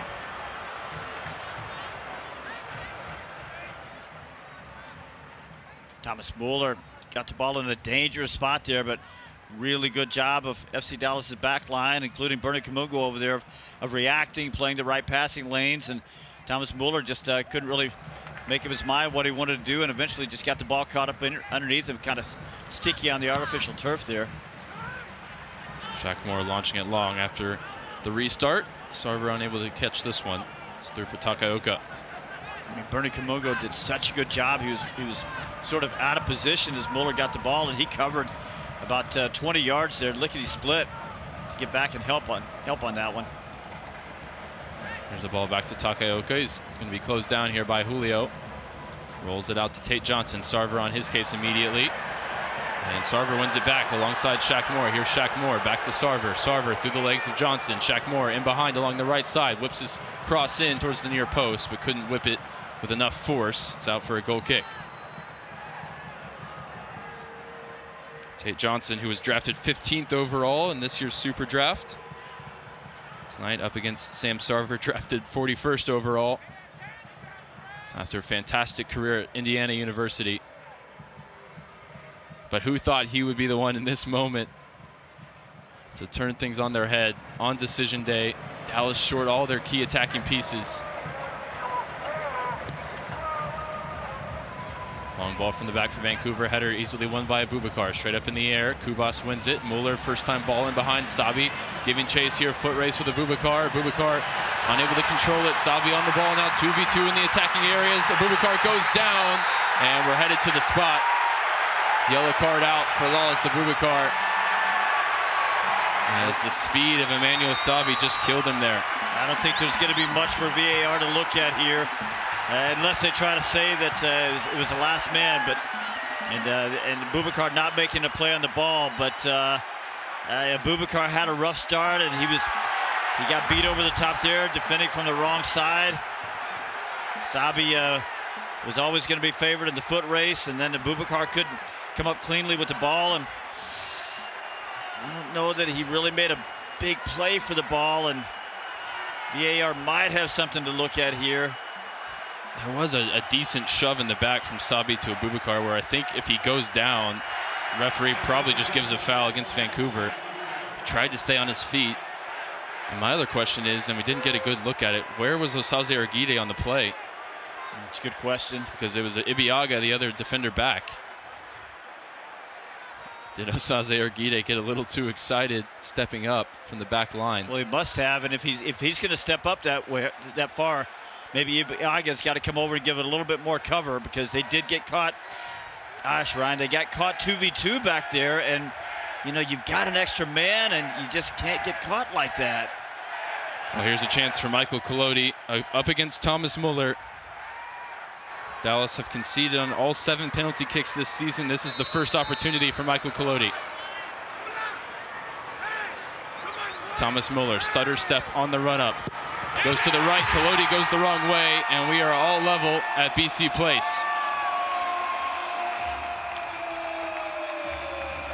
Now, we talked about Thomas Muller's production, but you did mention that a lot of those goals coming out of penalty kicks. There's another one for the German international. Absolute legend. 7th goal this year for Vancouver. Long stutter step run up. And he goes low.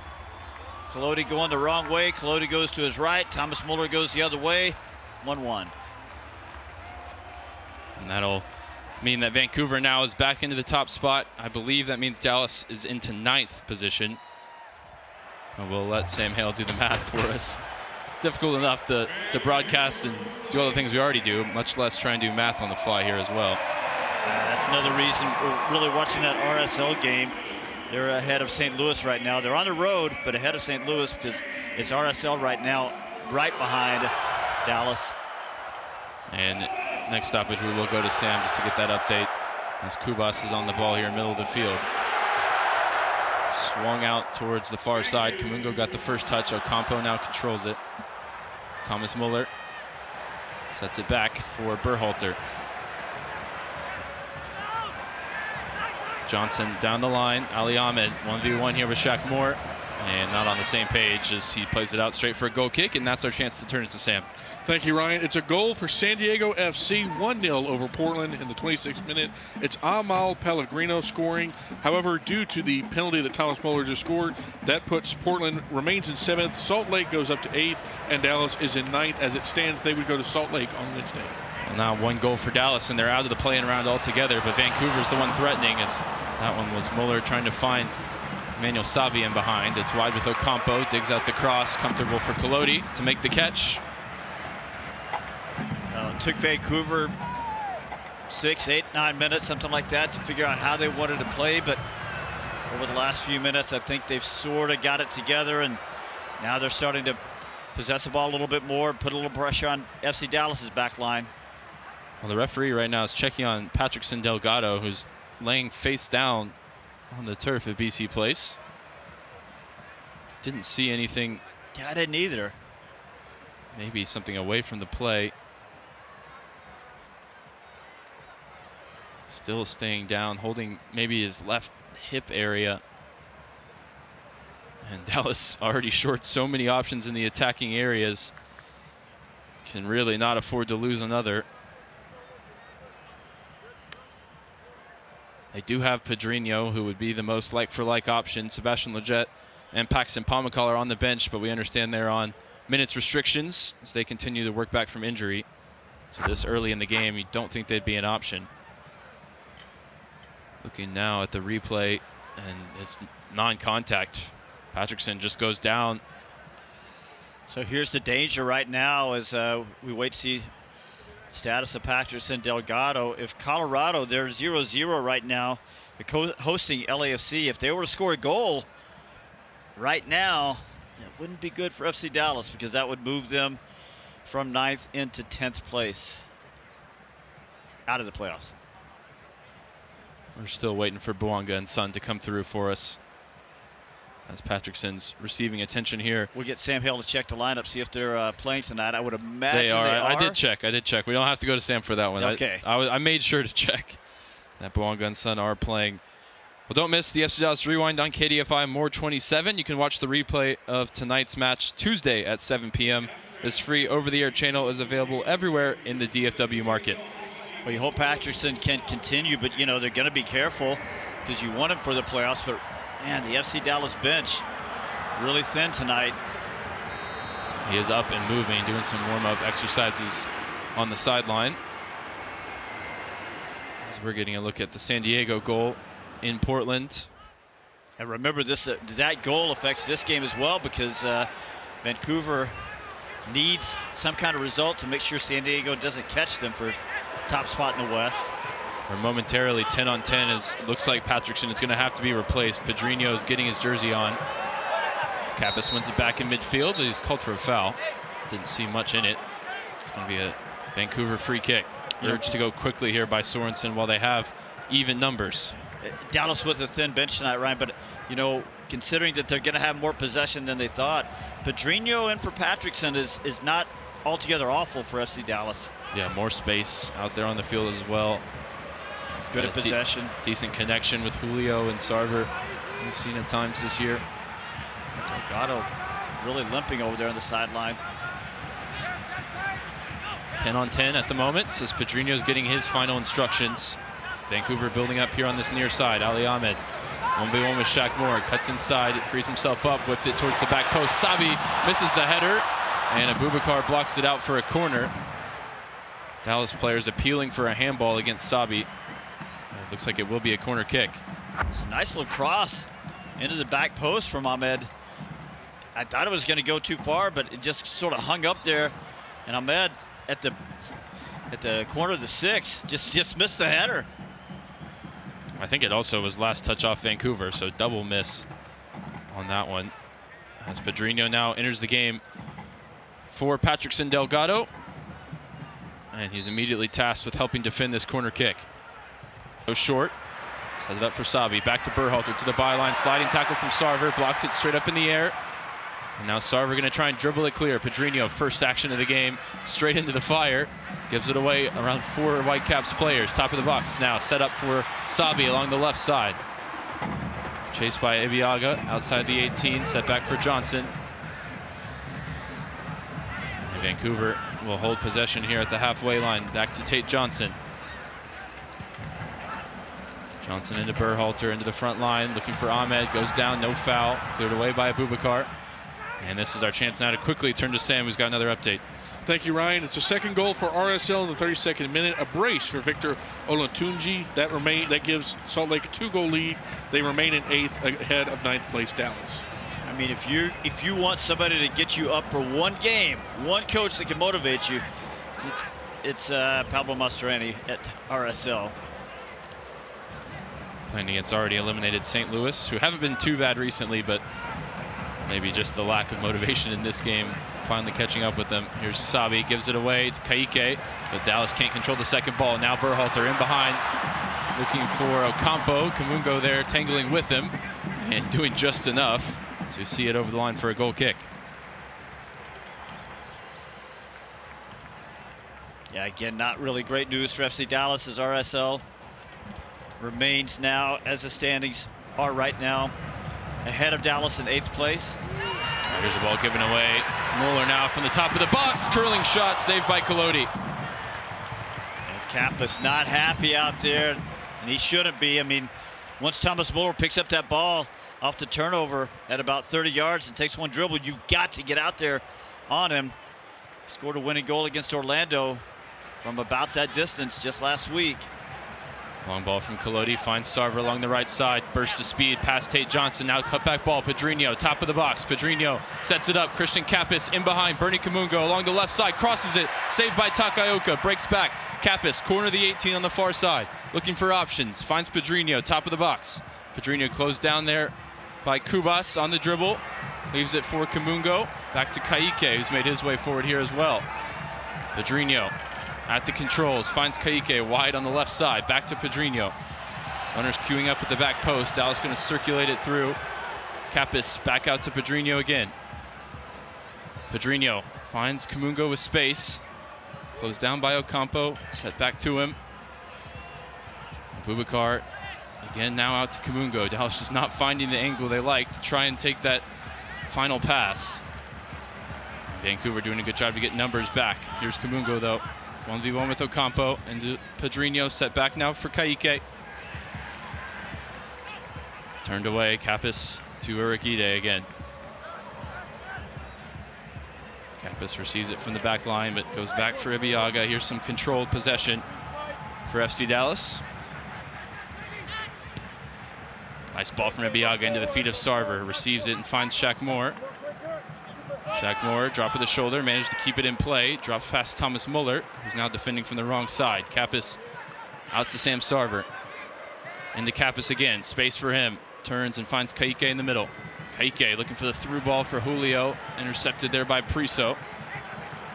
Dallas will keep the pressure on. Ibiaga wins the header. Out to Sarver along the right side. Options either way. Sarver whips this one in towards the near post, and that one looked like it was deflected. It is going to be a Dallas corner.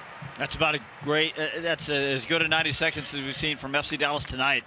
Ran the transition really well. The whole thing started as Kappas, Pedrinho both made good decisions on the ball. Laid it off for the on-rushing Bernie Kamungo. Nice shot there that had to be beaten away by Takaoka after that. Really good, patient possession. Turns into a corner kick. Dallas scoring from a corner kick already in this half with Uragide. That was set up by Patrickson, who's had to come off. This is going to be Kappas again from the near side. Third chance for him tonight. Two arms raised. Kappas whips it in towards the middle of the goal. And Takaoka dealing with traffic sets it up for Pedrinho, top of the box. Shot blocked away. Shaq Moore sends the second ball in, looking for Ibiaga. Header one there by Berhalter. Ka'ike looking for Uragide, who'd stayed forward. That one's out for a goal kick. We talked about how Takaoka, he gets a little stretched when he gets into traffic because he's not the biggest goalkeeper. And he certainly did not look comfortable there as Kappas put that ball in a really good spot. Vancouver looking to play out from the goal kick. Nearly got themselves into trouble. Pedrinho is the one pressing, but they do work it through the Dallas front line. And out to Tate Johnson, who brings it forward on the dribble. Out to Ali Ahmed.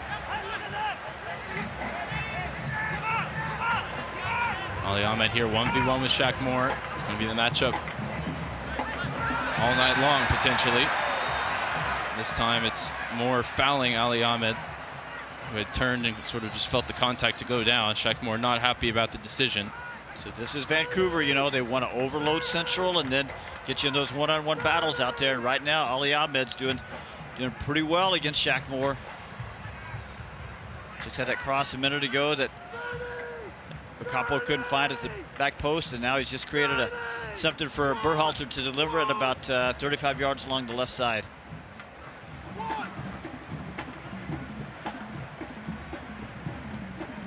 Berhalter adjusting the shin guards. Now sets it up here in the 40th minute. A completely needless foul there from Shaq Moore. Had Ahmed going the wrong way. Dallas sets the line on top of the 18-yard box. Berhalter whipping it in towards the back post. Colodi through traffic, got a touch. Muller back into the danger area. Kamungo wins the header. Now Berhalter stings the crossbar. Caught it on the full volley with Colodi still out of position, but Dallas fortunate that one ended up wrong side of the crossbar. I mean, not the best angle from Berhalter as that ball bounced out there. And you wouldn't think that he would be able to really test Michael Colodi from there, but he just hit it so sweet, and it's still rising as it kisses off the top of the crossbar. Shot from right at the corner of the penalty area. Well, the next time somebody calls it his weaker left foot, he's going to show him that clip.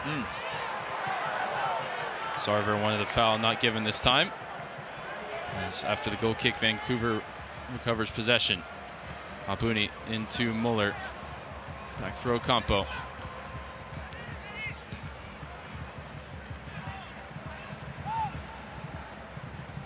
One to really watch here is Colorado and LAFC still scoreless. That one, just like this one, 42nd minute. Vancouver playing out to Halbuni. Sabi dropping off the front line to receive it. Kubas moves it along for Tate Johnson. Ali Ahmed up against Shaq Moore here. And there's the 18 along the left side. Moore gets a touch. He got the last touch. It's not his opinion as he drops to his knees in protest. It's going to be a corner kick for Vancouver. I mean, sometimes you see these players, you know, it's sort of half-hearted appeals. But I think when Shaq Moore drops to his knees in distress about a call, he's probably right. But Alan Chapman just didn't see it that way.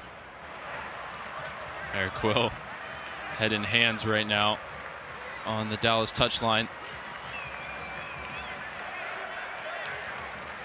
Berhalter's readying another set piece, having just hit the crossbar moments ago.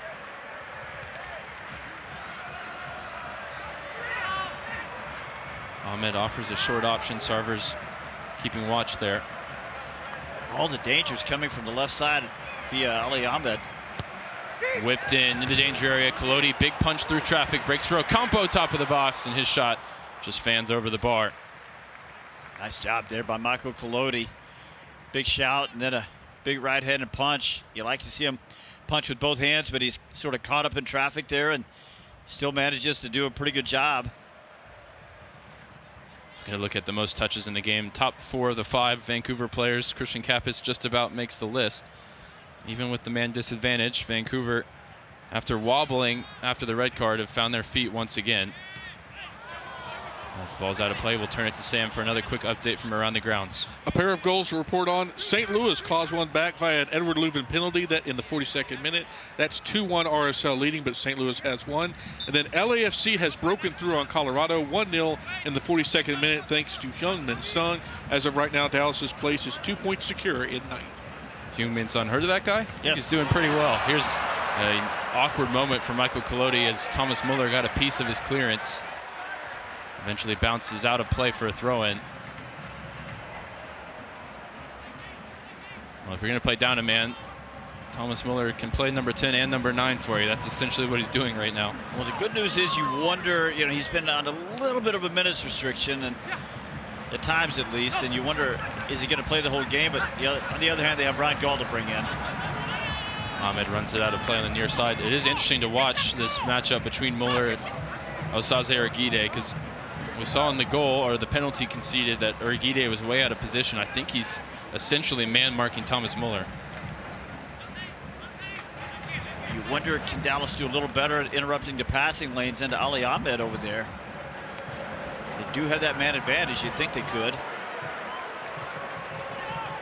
As it stands, the results around the league mean that Dallas's result doesn't matter at this point, with Colorado trailing as well as San Jose trailing, but they would have to go on the road in the wild card game unless they can find a go-ahead goal. Ka'ike spreads it out to Shaq Moore, makes his way forward from right back, puts his foot through it into the middle. Julio had a chance, but nods it off target. First real sighted goal there for the Ecuadorian. Anderson Julio hasn't been terribly impactful today, but he's picked up a couple of good spots here and there. I forgot about his header on the corner kick, actually. That was on target. This one looking to go towards the near post, unable to get it on frame. Again, that's where those lack of actual center backs is going to hurt Vancouver a little bit. Long ball, Takaoka was clattered into there by Julio as he released it. I'm going to be a little surprised if Anderson Julio gets out without a card. Yep, Alan Chapman's got the yellow in his hand. He's pointing to the other end, I think, talking about the Ocampo on Colodi situation. And didn't get a good look at what happened on this one to see if they are equivalent incidents. Here it is. Not at all. Not at all. I mean, Julio maybe makes slight contact as Takaoka follows through, but that was an honest challenge for the ball with no contact initiated by the Dallas forward. Yeah, it's an honest challenge for the ball, but when you do get the bottom of your cleat up on top of somebody's foot, it's often going to be the yellow card. First name in the book on the Dallas side. Actually, that's not true either. Lasse Abubakar is in the book. I got to stop trying to keep track of so many different things. That's decision day for you. You're doing great. As we're getting a look at the LAFC goal from Heung-min Son. As it stands, means Dallas's playoff position is secured. Dallas maintains possession from the throw. Here's a ball in behind. Julio up against Halbuni. Julio nipping at his heels, but Halbuni does well. And Sarver looked like he had won the throw, but the referee gives it the other way, and now Vancouver looking to get in behind. Uragide up against Ahmed, managed to get it back to Michael Colodi. Thomas Muller manages to get in the face over there of FC Dallas coach Eric Quill, too. I don't know what they were jawing at each other about. Well, I don't know if Eric Quill ever expected he'd be on the touchline face-to-face in a yelling match with Thomas Muller. It's the chaos of this season. Of decision day, too. Decision day on top of everything that's already happened this year. And there will be more chaos, I can almost guarantee it. Priso gives it away in midfield to Kappas. There's numbers in the attack here for Dallas. He finds Julio. Wide right for Shaq Moore. Moore, top of the box. Ka'ike sets it back for Kappas. Quickly closed down by Savi. Dallas will just keep it moving here. Across the center backs. Abubakar receives it. It's back for Uragide. And he's going to be forced back to Colodi. I mean, Abubakar's having just a little bit of an adventure out there. Colodi off the left foot. Long ball out to Shaq Moore. Wins the header. Finds Sarver. Sarver wins the header. Now Julio puts it in behind for Moore to chase up against Johnson. Shaq Moore gets a foot on the ball and puts it out for a throw a couple yards from the corner flag. Abubakar's got to be so careful. He's not having an easy time of it right now. He's got a yellow card, as you just mentioned. And we have seen him pick up a second yellow card this year on sort of an imprudent tackle when he knew he was carrying a yellow card. We're 3 minutes into 8 added on here in the first half. Johnson takes the throw down the line. Ibiaga wins the header. Well, based on that, FC Dallas won't be the one waiting around as MLS tries to get most of these second half kickoffs matched up. It's going to be most everybody else waiting around for FC Dallas and Vancouver to start back up. 8 minutes of stoppage being quite a bit. Ibiaga takes the throw looking for Sarver, who was in behind everybody. No offside on the throw, but it didn't reach him. Uragide climbing up on the back of Muller to win a header. Dallas launch it long out towards Johnson. He wins the header. Now Muller loses out to Ka'ike, then wins it back quickly. Ka'ike loses the battle there with Muller as he finds Savi. Savi tripped up. Muller onto it again. Didn't do it all himself here. Berhalter wide for Ahmed. Ibiaga the one defending. Ahmed to the byline. Left-footed cross cut back to the top of the box. Kappas stabs it away. Halfway through, 8 minutes added on. Ahmed along the left side, back for Berhalter.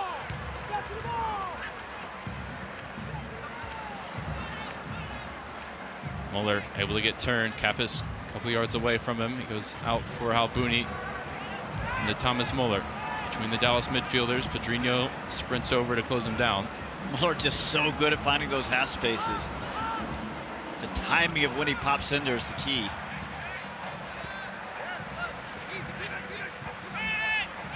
Berhalter harried by Pedrinho. Finds Ahmed anyway.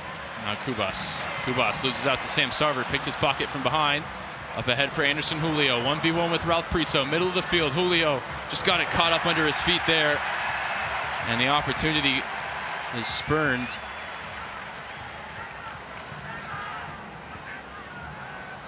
Vancouver eventually sending it long, and Abubakar gets it back for Dallas. Especially with Vancouver still looking to be aggressive and win the game. Those chances are going to be there for Anderson Julio. Looked like maybe the turf monster caught him that time.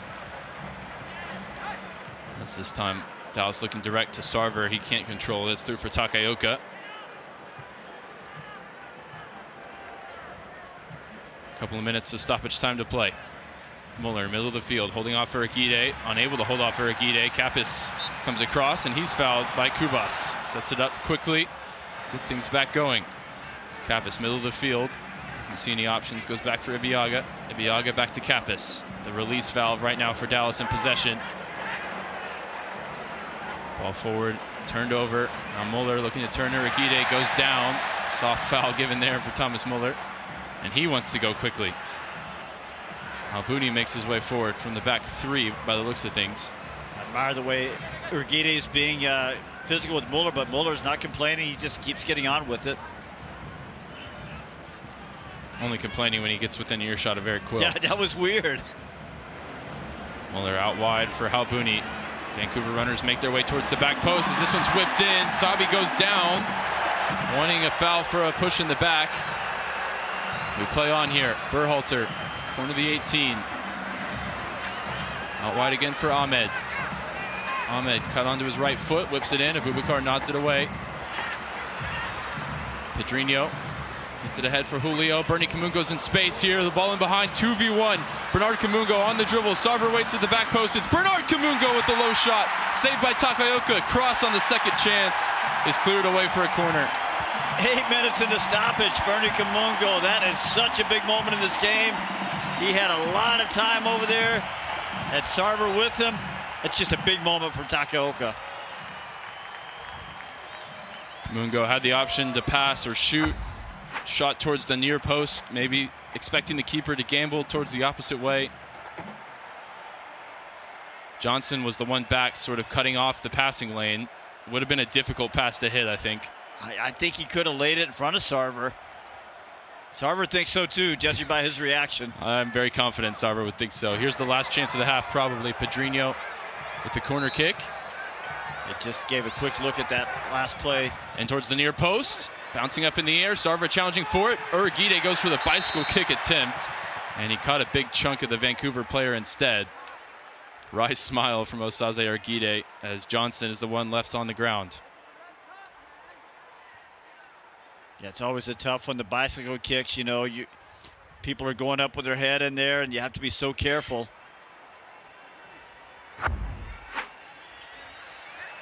It was Sarver just keeping it alive. And Urguide didn't actually catch Johnson anywhere near the head. As that will send us into the halftime break. Dallas knotted up at 1, up a man after the early red card to Matias Laborda. Huge opportunity for Dallas to take their fate into their own hands and win this game when we return. As it stands, results around the grounds going their way, and they are in the playoff positions with 45 minutes to go in the 2025 season. Take a quick break, and we'll be back with the halftime show. You're listening to FC Dallas Soccer, presented by Toyota on the FC Dallas Radio Network. So, what'd you do this weekend? Well, just took the Tacoma off-road, deep into the woods, got to this hidden campsite only it could reach. Nice. I hooked up the boat to the Tundra and hit up the lake. Towed it like a pro. Had the whole lake to ourselves. Hey, wait, did I mention I went rock climbing too? Uh-huh, yeah, thanks to the Tacoma's crawl control. Well, sounds like we both had fun weekends. Mine was better. The Toyota Tundra and Tacoma are built for all the fun. Test drive at your local Toyota dealer or visit Toyota.com today. Toyota, let's go places. Feature availability differs based on trim. See Toyota.com for details. UT Southwestern Medical Center in Dallas, Texas, where discoveries change lives. The spark of collaboration that fuels bold thinking in our labs. The spark of inspiration that motivates greatness in the next generation. And the spark of innovation that pushes the boundaries of today's care. At UT Southwestern, teamwork and talent combine to fuel discovery, education, and healing. UT Southwestern, the future of medicine sparks here. In sports, if you think joy only happens after you win, think again. Look at the world's most successful athletes like Serena Williams, Brooks Koepka, and Alex Morgan. They don't spend all their days grinding away. They take time to enjoy themselves, like getting together with friends over a Michelob Ultra, because they know that happiness is the key to winning, and that joy is the whole game, not just the end game. Michelob Ultra. 95 calories, 2.6 grams of carbs. It's only worth it if you enjoy it. Enjoy responsibly. AB Michelob Ultra Light Beer, St. Louis, Missouri. Hi everyone, it's Petar Musa and you're listening to FC Dallas Soccer on the FC Dallas app. After 45 plus chaotic minutes at BC Place, it's FC Dallas 1, Vancouver Whitecaps 1, as Dallas is playing up a man and will for pretty much most of this matchup. Hello everybody, it is the FC Dallas Halftime Show brought to you by your local Toyota dealer. Toyota, let's go places. Also brought to you by Advocare, building champions together. Before we get to the highlights and stats, let's give everybody a quick update of the playoff table as it sits right now. Portland is in 7th place as they trail 1-0 currently in their matchup. Real Salt Lake has moved into 8th on 43 points. They lead St. Louis City 2-1 currently. That one is at half. Dallas currently occupies 9th in their 1-1 draw here with Vancouver on 42 points. Both Colorado and San Jose are losing 1-0. That puts them on 40 and 38. So if these results hold, Dallas would play Wednesday in Real Salt Lake against in the play-in game for the Western Conference. But now let's get you the highlights of this one. It was a low light for Vancouver as in the 11th minute, Matias Laborda is sent off, initially given a yellow card for denial of a goal-scoring opportunity against Sam Sarver as he was on a breakaway. Alan Chapman was sent to the replay by VAR. He comes back with a red card. That put Vancouver down a man in the 11th minute. And then 7 minutes later, who else but Osaze Uriguide gives Dallas the lead. Patrickson will take it from the opposite side. In swinging service. Whipped in. More air underneath this one towards the back post. Uriguide scores! Osaze Uriguide in the big moment gives Dallas the lead. As things stand, they're in the playoffs. And what a moment. Patrickson to Osaze for 1-0. Uriguide's second goal of the season made it 1-0 Dallas in the 18th minute. But 10 minutes later, it was Lalas Abubakar fouling in the opposing half for Vancouver. He picks up a yellow card. That sent Thomas Muller to the spot. And as expected, Muller buries it past Michael Colodi. His penalty kick in the 28th minute made it 1-1, which is where we stand at the halftime break. Let's bring you our halftime stats, which are brought to you tonight by UMB Bank. Vancouver still leads the possession battle 60-40. 7 shots for each team, but Dallas has 5 of theirs on target, only 2 on target for the Caps. 5 corners for Dallas, 3 for Vancouver. You've got 4 saves for Yohei Takaoka, 1 for Michael Colodi. 7 fouls for Dallas, 2 yellow cards. You've got 4 fouls for the Caps, 1 yellow card and 1 red card. As we bring in the voices of tonight's Decision Day contest, it's Ryan Figert and Steve Davis. And boy, there's a lot. We could probably spend 30 minutes just on the first half. But let's get to the big play of that first half. Matias Laborda goes down in the 11th minute with a red card. And look, I'm not one to believe in the supernatural when it comes to soccer, but it feels like Dallas got almost a cosmic makeup call there on what was definitely a yellow card, but maybe more of an orange card, was it not, Ryan? Yeah, I think it depended on which angle you looked at, because the initial angle, the broadcast feed that we have, I thought there's probably a covering defender. It's probably a yellow card. Sarver's not going directly at goal. He's a little bit wide on the near side. But then the other angle they showed more from behind looked like the defender didn't have much of a chance to get back in the way. So, like you said, it was a bit of a toss-up, and Dallas swings and roundabouts don't usually happen within a week. Usually it's over the course of the whole season, but maybe this time it was within the course of 7 days, and now a huge opportunity on the road to take their fate into their own hands. Yeah, you know, excuse me, guys. I always say that these things balance out over the long haul, like Ryan just said last week. I think Logan Farrington has every reason to feel a little hard done by. You know, and this time I'm a little bit surprised that turned into a red card, but not big surprise because it could have gone either way. The thing is, early in the game, in a big game like this, a big game with a lot on the line, I think most of the time the officials are going to really require a high bar, maybe a little bit higher than that. So a little bit surprised. So there's a soft call that maybe went Dallas's way. And as a result, right now, we sort of suspected that a draw would be enough. Right now it is, but I'm telling you, boys, these decision days, kooky things happen. So we'll see what happens not only here, but in 4 other games that we're watching. And then 7 minutes later, we were wondering who was going to step up for Dallas. And, of course, Steve, we probably should have suspected that it was Osaze Urugide. He gets a goal off a corner, his second goal this season, his second off a set piece.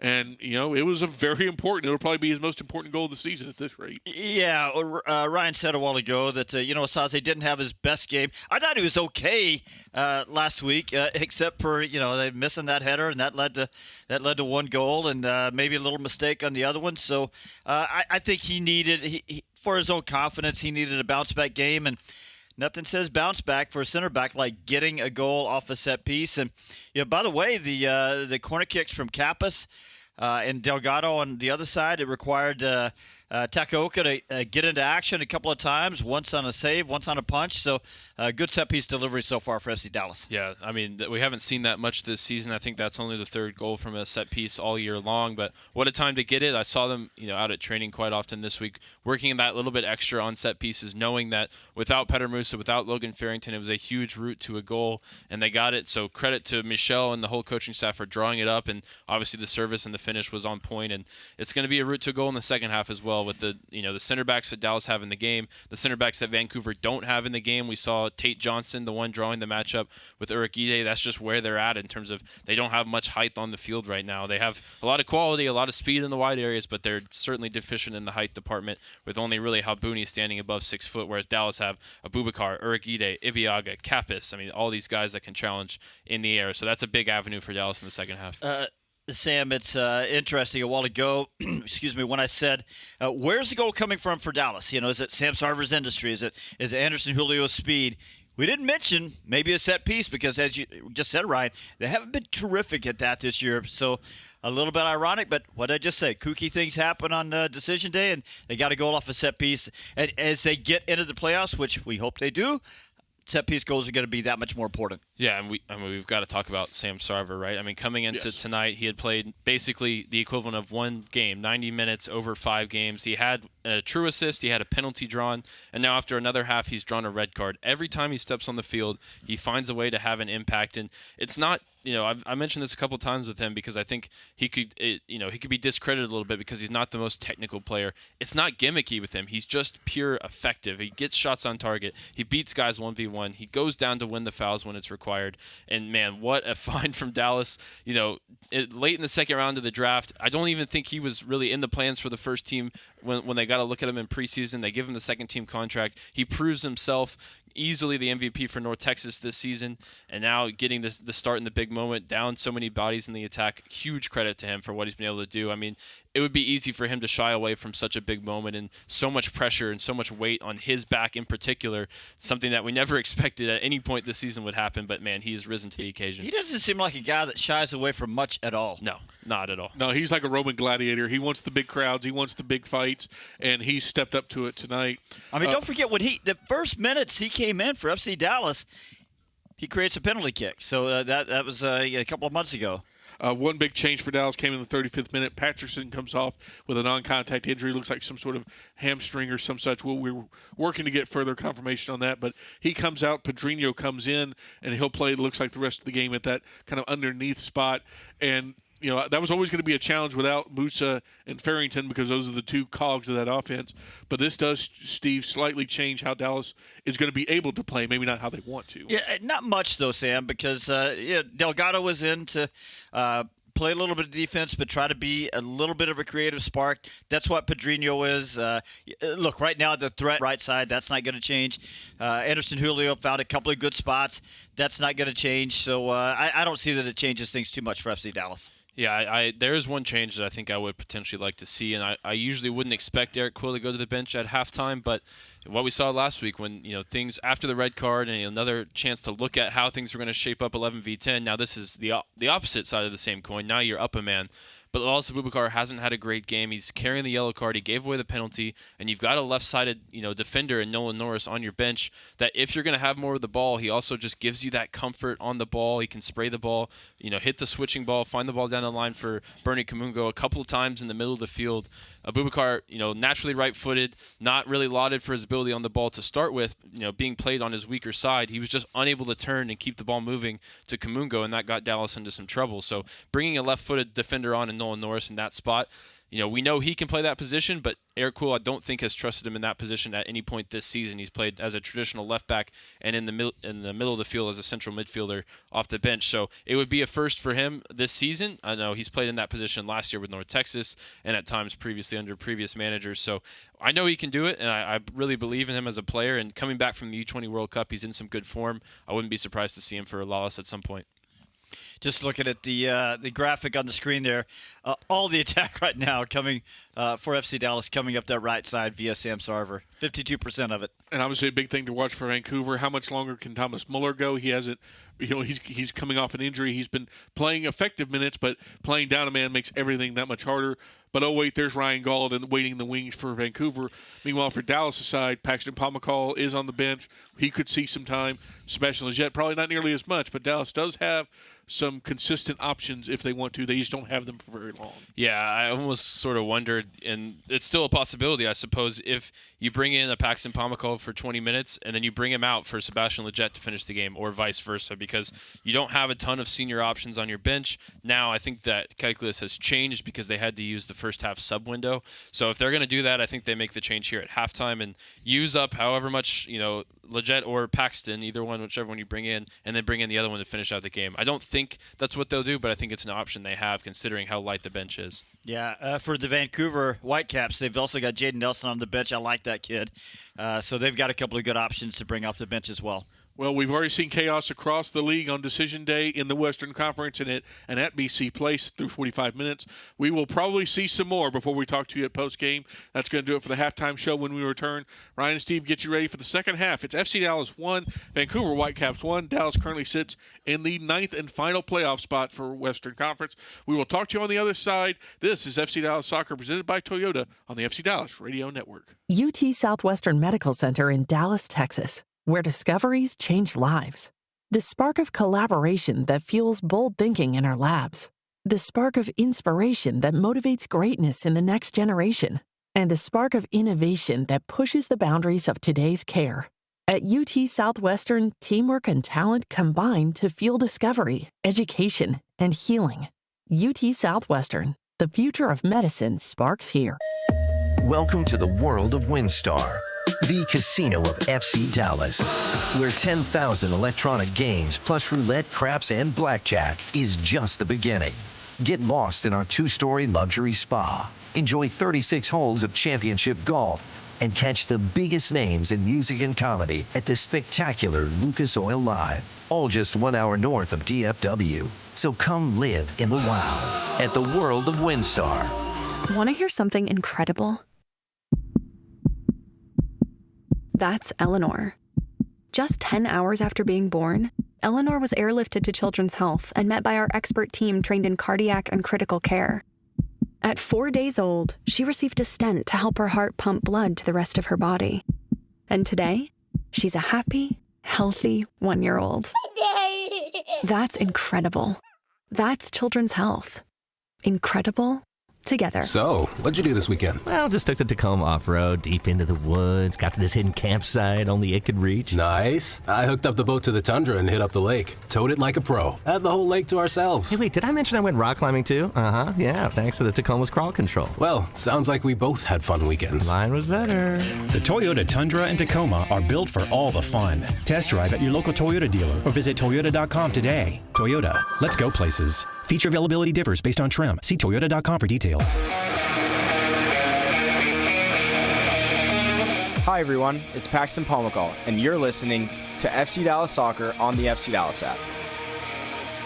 Well, we're back underway from Vancouver, British Columbia. 45 minutes of huge consequence in the seasons of both of these two teams. As it stands, Dallas in the final playoff position in 9th place, and Vancouver winning the Western Conference. A goal in either end could change all of that. As here's a giveaway in the middle of the field from Ibeagha, and the ball in behind for Ahmed, but Ibeagha able to cover up for his own error. Abubakar sends it down the line to Kamungo. Kamungo through the legs of Berhalter, and he wins a free kick. One quick update, as a couple of games started before the Dallas game kicked off, and for that we'll quickly turn to Sam. Thank you, Ryan. San Diego scores a double coming out of halftime. 2 goals from Anders Dreyer in the 46th and 49th minute. That has made it 3-0 San Diego over Portland. If Dallas can find a goal, they can get as high as 7th here against Vancouver, Ryan. Wow. So right now, Dallas, 1 goal puts them in 7th. As it stands, they will have to go on the road in the wild card game. They won't get a more important goal if they can find it. Shaq Moore ahead to Anderson Julio. Back out wide for Shaq Moore. Finds Julio again. 3 waiting at the back post for Dallas. Kappas knocks it back for Ibeagha. Down the line for Shaq Moore. Some space for him. Low cross sent in towards the middle. Sarv returning, sets it up. Shot from Kaike, scores! And Dallas regained the lead, looking to avoid the wild card round altogether, take their fate in their own hands. Straight out of the locker room, they lead 2-1. Oh, one more time, center back trouble for Vancouver. A little bit of a mess back there. Vancouver can't clear a ball cleanly. Kaike arriving at the right time, right moment. You know, he's had a quiet match. I was going to mention that at halftime. Haven't seen a lot from him, but good late run into the penalty area. Has to run past Pedrinho to get there, but he sees the opportunity. At about 10 yards, ball is laying right there for him. Sarver actually lays it back for him. Another assist, in a good spot. Sarver. Wow. He continues to just be uber productive as that one beats Takaoka, diving down to his right. Kaike picking up his 2nd goal in Major League Soccer, both of them off his left foot. And now a lead to defend and a huge opportunity to defend. No matter what happens, Dallas will be on a collision course with this Vancouver team, whether they have to go through the wild card game or not. As it stands, they'd be ruining the Vancouver party and then showing up again here in a week to play in the 2-against-7 matchup. Of course, then they'll have the likes of Petter Musa and Logan Farrington, as well as Ramiro, all available. What they won't figure to have is a man advantage for 80-plus minutes. You know, that's what I count Petter Musa as. He's the man advantage for 80-plus minutes. It's just all leveled out with him out tonight. Kamungo gives it away to Sabi. Dallas need to get bodies back here as Thomas Muller's driving forward. Out to Ali Ahmed. Shaq Moore looking to get back in position. It's out for Tate Johnson. Down the line again for Ahmed. 2 wait inside the 18. As it's set back for Johnson. Now they move it here through Kubas. They did make one change at halftime as Badgewall came on. Still haven't seen who for. He came on for Ocampo, I believe. Looks like Berhalter's out to right back. Here's Badgewall. Touch up in the air, sets it for Muller. Back to the youngster, now wide for Ahmed. Ali Ahmed on the dribble. Ball across the face of the 18-yard box. Kamungo got a touch to it. Broke back for the Canadian international. Johnson lifting it in. Abubakar wins the header. And Kamungo can dribble it clear. Berhalter stepped in the way. Thought he could have been called for a foul. Referee waves him up. Now Sabi on the dribble. Runs into Kappas. Kappas will send it clear. And Julio will give chase. Badgewall has to get this one right. Julio defending and winning it back now in the attacking third. Julio onto his right foot, shot, and he just couldn't wrap his right foot around it as he was the only one really forward for Dallas. Some tireless running in the channels for Anderson Julio, who, remember, is on the yellow card from the first half. Yeah, it was Halbuni, the center back, that had to come over and defend that one-on-one way out on the wing. Not a good spot for a center back, but Anderson Julio did carve out some space for himself, but in the end he just got the shot wildly wrong. Vancouver looking to move it here through the Dallas structure, but Kamungo got a foot to it, as well as Kaike, the latest goal scorer. First time ball from Berhalter out of midfield, looking to spring it in behind for Thomas Muller at full sprint to track this one down. Gets there before it goes out for a goal kick. Urigide wins the header, straight up in the air. Kaike stabs it out of the danger area, but it's recovered by Berhalter. And Berhalter goes down once a foul. He's not going to get it. He's laying on top of the ball, in which case the play should have been stopped. But instead it's going to be a Vancouver throw.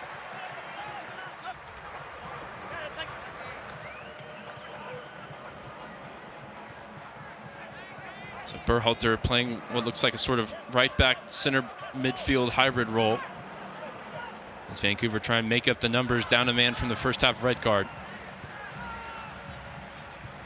Priso, the substitute for Daniel Rios early in this game to give Vancouver a center back. Finds the ball forward, looking to combine through midfield, unable to do so. Pedrinho, though, can't keep hold of it. Kubas really did a good job of getting the ball back for him. Second time he's done that in a couple of minutes. And Kamungo steps in front of Badgewall. Dallas back in possession. Shaq Moore finds Kappas. Kappas dumped to the turf by Kubas. I mean, Christian Kappas, who talk about the turnaround after Lucho left in the transfer market, but he is such a huge part of that turnaround as well. And I think his importance has been, you know, on full display tonight, just giving Dallas that outlet and possession at all times, Steve. No, it's everything. It's not just the outlet and possession. It's the communication.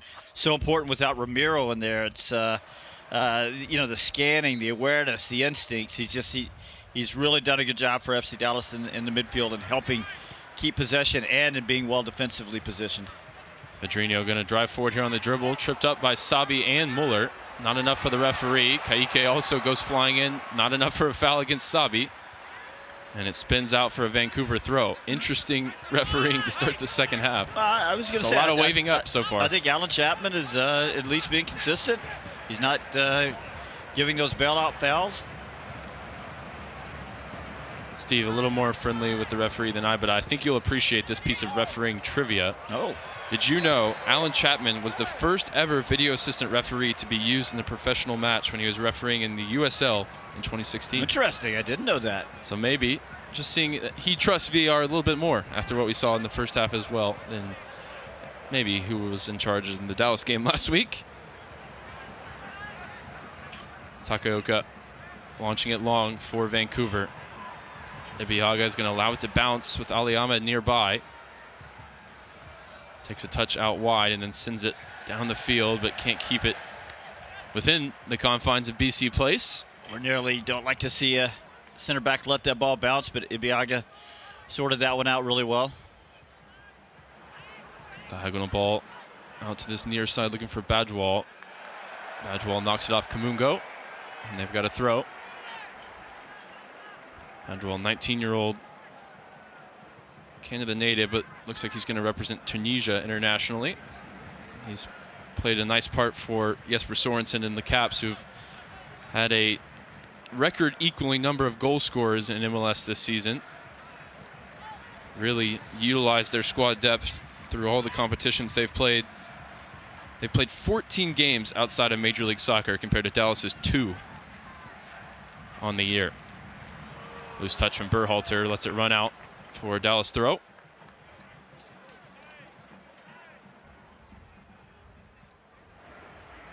As we're getting to look at that outburst to start the second half for San Diego. Anders Dreyer scoring a pair of goals in the Pacific Northwest, not too far from where Dallas and Vancouver face off tonight.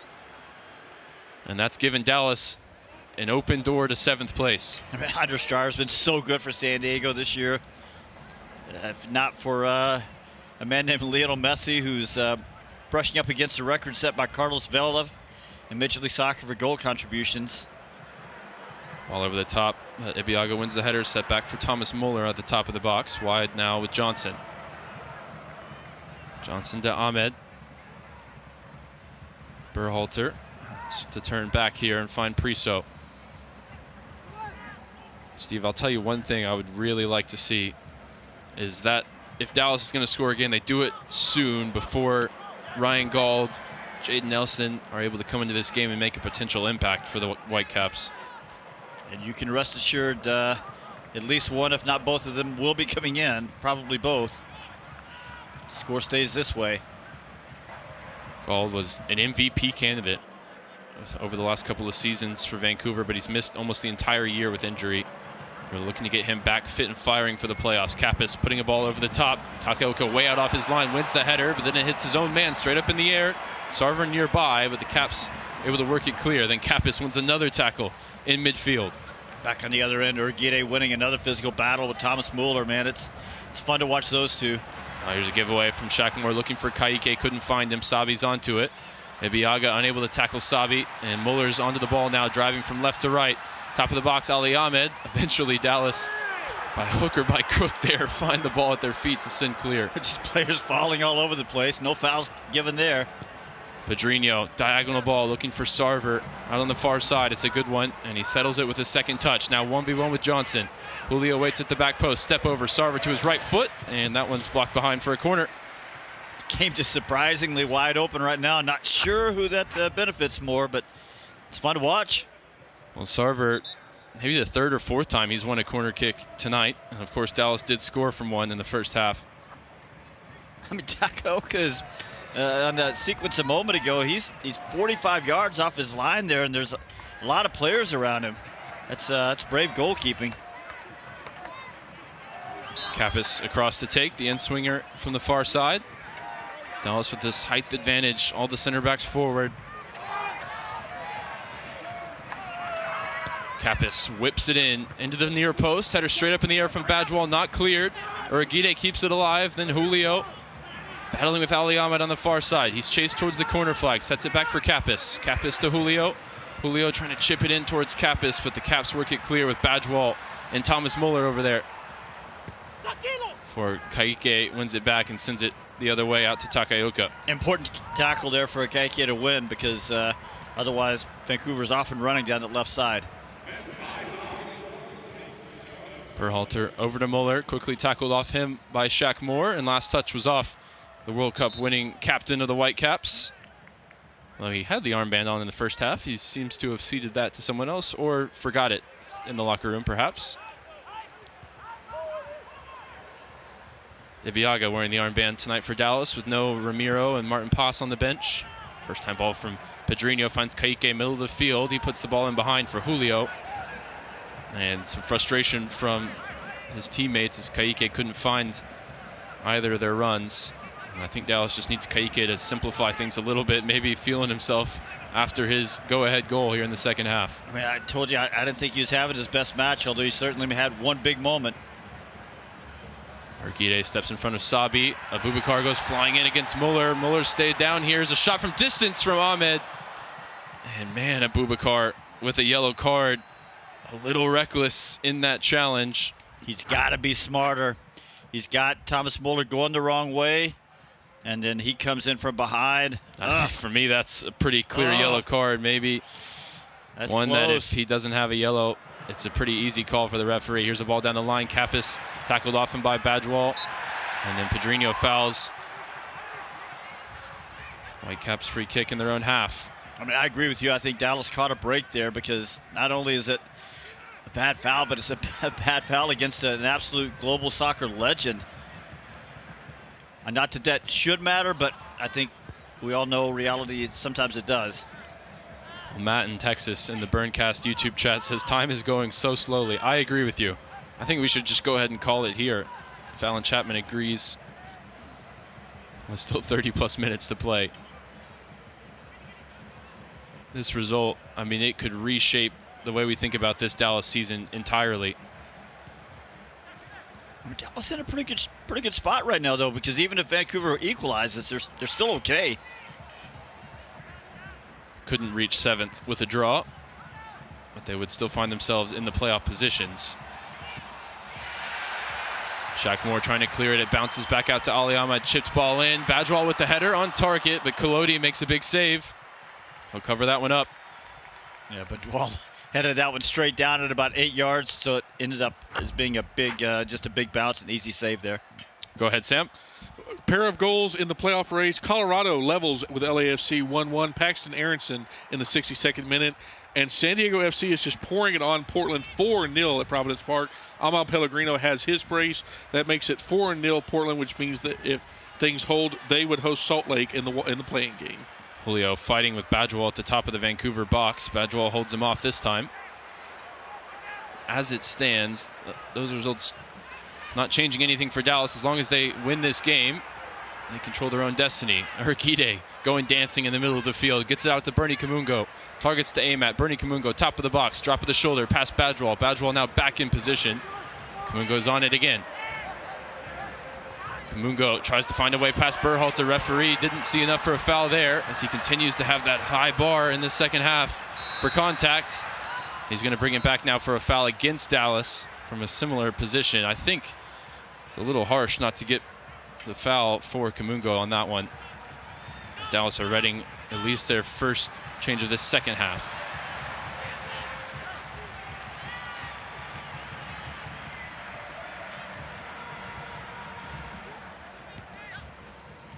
Ali Ahmed on the far side, on the dribble. Kaike unable to tackle it off him. Ahmed still going. Urguide, though, steps in and wins it from Muller. Kaike just struggling, can't find a teammate, gives it away.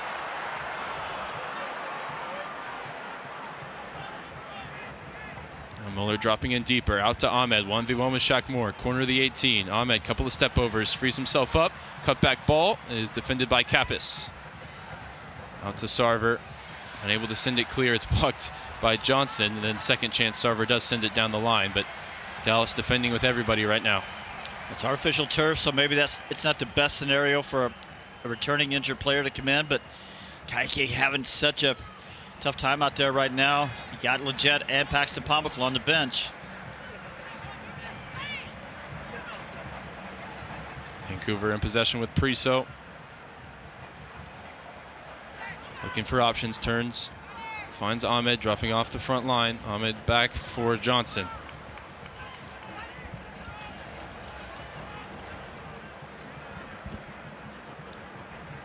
Edge wall for Halbouni. Berhalter sets it up for Kubas. Dallas with all 11 players defending. Vancouver attacking with, of course, just the 10 after the first half red card. Ball to the top of the box. Muller looking to get turned. Urguide defending. Muller onto his right foot. Sliding tackle from Urguide, but Muller still on it. Just manipulating the ball so well to maintain possession. Out to Ahmed. Three runners in the 18 alongside Ali Ahmed. Ahmed towards the byline. Cutback ball is defended there by Shaq Moore. The Whitecaps players want more, but they'll have a corner kick. Well, the Whitecap players are appealing for something, and they'll look at it, of course, but you said it a minute ago. It's been a very high bar all along. There's a little bit of contact there, but I just don't think there's going to be quite enough. Shaq Moore sort of getting into the back of Ahmed. Well, Ahmed's already parallel to the ground when the contact first happens. I'd be really surprised if they do more than a cursory check here. Yeah, and the other thing is the ball's going to go out there, I think, either way. It won't be a penalty. It's going to be a corner kick for Berhalter. At some points this season, that's been just about as good. He's without some of the key targets to aim at. Halbouni, the tallest one in there, makes his way forward from the back line. Berhalter in towards the near post. Ibiaga heads it clear. Second opportunity, Johnson puts it back in the mixer. Kappas out the other way. Pedrinho looking to get on the loose ball, and he's got to throw for Dallas. Yeah, that San Diego result, they're going to win that game, and it's so important to this one because Vancouver understands that they've got to get at least an equalizer, or San Diego is going to lap them and finish top of the West. Well, we suspected that maybe Dallas would bring a left-footed defender on the field in place of Lawless Abubakar. This wasn't the way I thought it would go. It's young Josh Torquato back in the action. First appearance for him in quite a while. I would think that means Shaq Moore would go over and play as the left-sided center back. And looks like Kamungo will be the right wing back. Last action for Torquato at all was on September 14th for North Texas SC when he went 90 minutes. Last start for FC Dallas was back against New York City FC. That was July 25th. Yeah, he had been doing really well until that game. He had a little rough outing. New York City sort of picked on him. Sarver unable to control it off the long ball. Vancouver back in possession. Well, welcome back to Josh Torquato. Now go help us secure our playoff position on decision day. He had dropped down the depth chart with Ramiro playing some wingback as well. And he's suspended. So an opportunity. Eric Quill trusting the young player in this situation. As we've seen with Sarver and Kaike Here's a ball in behind, though. Emmanuel Sabi bearing down on goal, but Kolodi got that one just right, coming out off his line to clear. Like we saw with Takaoka at the other end, some really aggressive goalkeeping, but Dallas needed it on that occasion. Yeah, when I didn't see Kolodi immediately come for that ball, I thought maybe his starting position had been too low, but he popped out at the right moment. Ahmed, ball into the feet of Muller. Uriguide wins the tackle there. Now Kamungo playing off the right side. He's going to go forward on the dribble with Johnson on his hip. Every and time Johnson puts it out for a throw. Excuse me, every time Uriguide and Muller go one-on-one, it's Uriguide winning most of the battles. He got I think Muller got him one time just about 2 minutes ago. Well, we know this is a game with a lot of eyeballs on it across the league. Sent their main broadcast crew there to cover it for MLS Season Pass. With Uriguide on the score sheet and then this matchup with Thomas Muller, he's certainly going to draw some plaudits, you'd imagine, for his performance tonight, and that's well-deserved for what he's been able to do all season long for Dallas.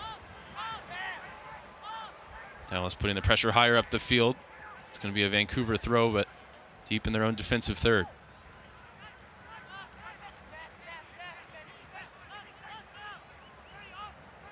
66th minute. Dallas leading 2-1. Uriguide and Kaique on the score sheet. Thomas Muller providing an equalizer from the spot in the first half. Josh Torquato, first action for him. He's going to send this one down the line. Good ball looking for Pedrinho. Badwal had positioning, though. He'll get it back for Takaoka. Pedrinho coming in for Delgado, who's injured in the first half. Hasn't had a big influence on this one. Well, Toyota Stadium renovations are underway. You can check out the latest with the new construction cam to see the updates in real time. Visit newtoyotastadium.com for more. Whitecaps working on this near side. Muller with the low cross in. Uriguide wins it and then goes down under contact from Sabi. Not a lot of contact from Sabi. And the Whitecaps winger is furious with the decision. I think he got enough of Uriguide's heel there. And I think that's a good call from Alan Chapman. I don't think FC Dallas faithful can have any complaints with how Chapman's called this one. I think he's done a good job. No complaints from me so far. Jesper Sorensen maybe of a different persuasion.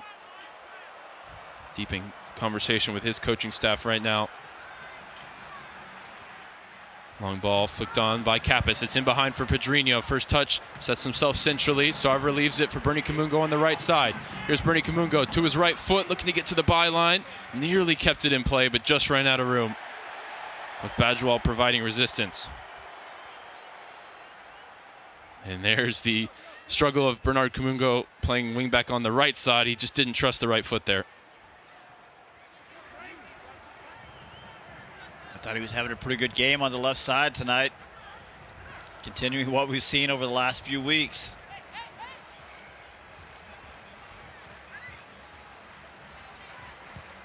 Now he's got to deal with Ali Ahmed over there on the far side. Ahmed this time switching the play out to Berhalter here. Berhalter cross sent in. Sabi found himself freed up, sets it back now towards Muller, cleared away by Uriguide. Don't like to see Sabi getting that much space inside the penalty area. Dallas playing a man advantage. I'm really surprised, Ryan. We haven't seen Ryan Gauld or Jaden Nelson just yet. Yeah, remember a draw would ensure Vancouver finish first in the West, so they have plenty to play for here with San Diego leading 4-0 in Portland. It's not a game where one team has everything locked up and the other team has everything to play for. Dallas certainly has a little more desperation on their side, but with everything the Caps have achieved this season, you know, they really want to finish on top of the conference. Well, if it comes down to San Diego, Vancouver for the conference championship, they want to play at home as well. Kamungo gets caught wrong side against Kamungo. He's booked, and remember, yellow card accumulation. Thankfully for Dallas, suffering from it today with 3 absentees, will not carry over into the playoffs, but a red card on the final day does, meaning Matias Laborda will not play in Vancouver's first postseason game. And if anyone sees red on the Dallas side, that would be the same whether it's the wild card game or in that first round series. Yeah, over in the East, we saw Wilfred Zaha shown red earlier today. That means he won't play the first match of the playoffs for Charlotte. Free kick opportunity here for Sebastian Berhalter from the far side.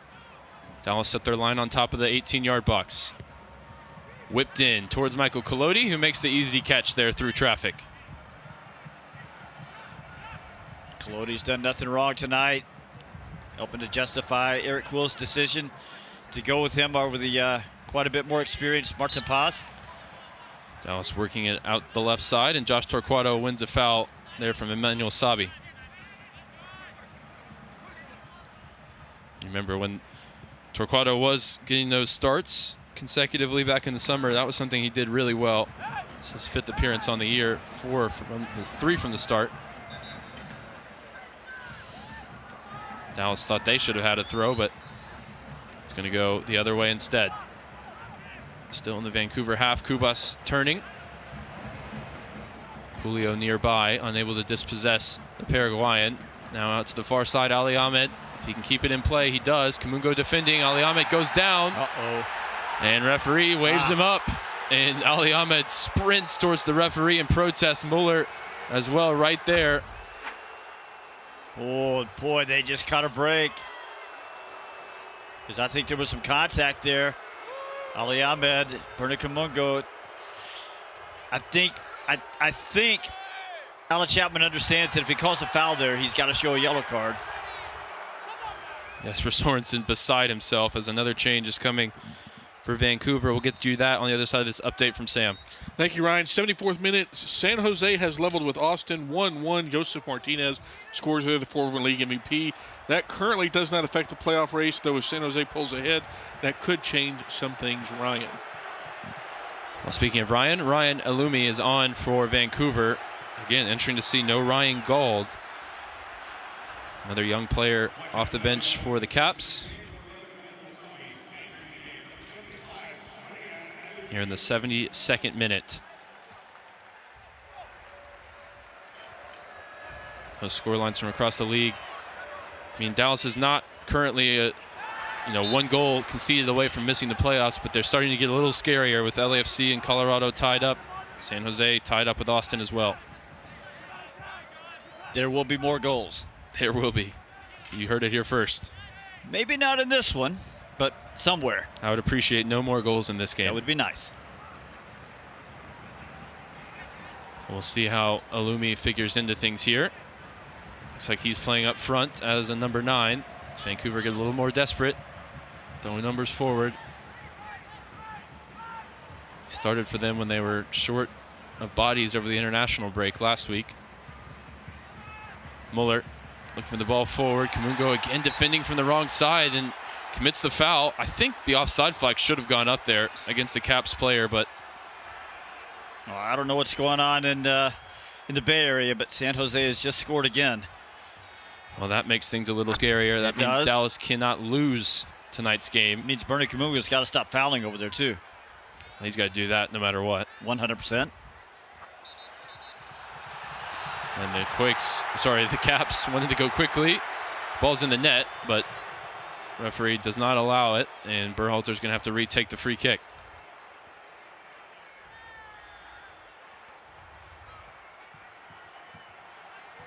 Right now, the refereeing decisions are going FC Dallas's way. Got another set piece to defend. Similar spot to the previous. It's Berhalter from the far side. Last one was caught comfortably by Collodi. This time, a little bit of a flatter service flicked up in the air by Priso, not cleared. Eventually, it's Urguide who sends it high, but not far. And Torquato's the one to send it far. And he's cleared out afterwards and waved up by the referee. Tell you what, Alan Chapman's right arm might be sore tomorrow for the amount of waving he's done this evening. We talked about how a draw would be enough for FC Dallas in likelihood, but right now it wouldn't be, so they've got to protect this lead. Colorado taking the lead. Otherwise, I think it would still be. Oh, you're right. It would still put them in 9th, but still, I'd much rather be in 7th where Dallas currently sits. Steve, we agreed to leave this to Sam. You're right. Here's a ball whipped in from the far side. Stooping header from Uragide. Breaks at the top of the box. Huge save, Collodi. Palms it around the post and denies Ryan Alumi a potential equalizing goal off the bench.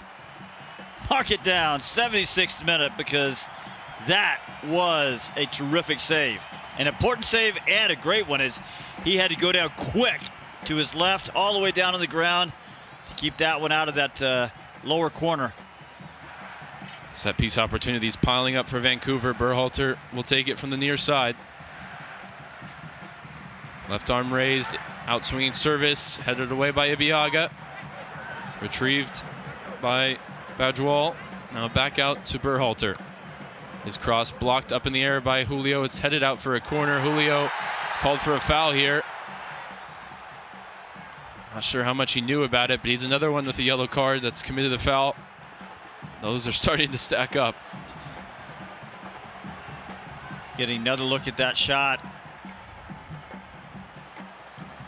Michael Collodi, that might be his signature moment in an FC Dallas uniform so far. I mean, he's got to get down so quick on that one. This free kick's going to come just a couple of yards off the end line on the right side. Sam Sarver looks like he's cramping. And if he stays down too long, he'll have to come off the field. He's still limping as he's helped to his feet. I wonder if Dallas has somebody ready to come into the game. Berhalter is going to have essentially a corner kick from 7 yards closer to goal. And Dallas are defending with 10 up against the 10 of the Whitecaps.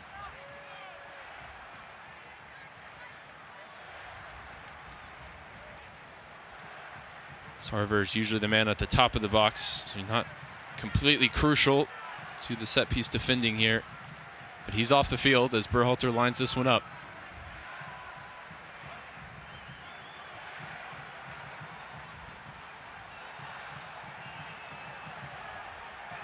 Vancouver players crowded towards the back post. 5 of them in a line. Berhalter from the near side. Scoops this one towards the back post. Sets up at the top of the box. Tate Johnson shot through traffic. On the turn, that shot fired wide. A huge let off there. Again, it was Alumi. 2 chances for him in 5 minutes since coming on the field. Oh, I thought that was bound for goal. Was it Alumi that got that shot? Yep, sure was. And he was at 8 yards. He was having to spin, trying to get his left foot around it, but he was only at 8 yards dead center. The ball fell pretty nicely for him, and he just couldn't get his body around it quite enough. And is there something to look at here? Referee with players surrounding him is coming across to have a conversation by the looks of things. Somebody got cleared out initially.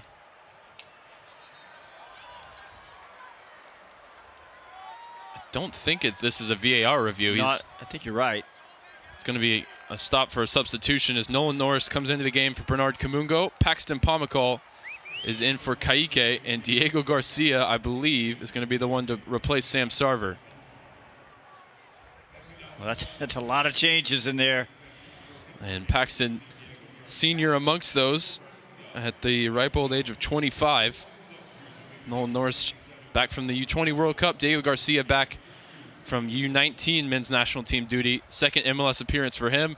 Just like young Josh Torquato, so much trust put in him in this moment.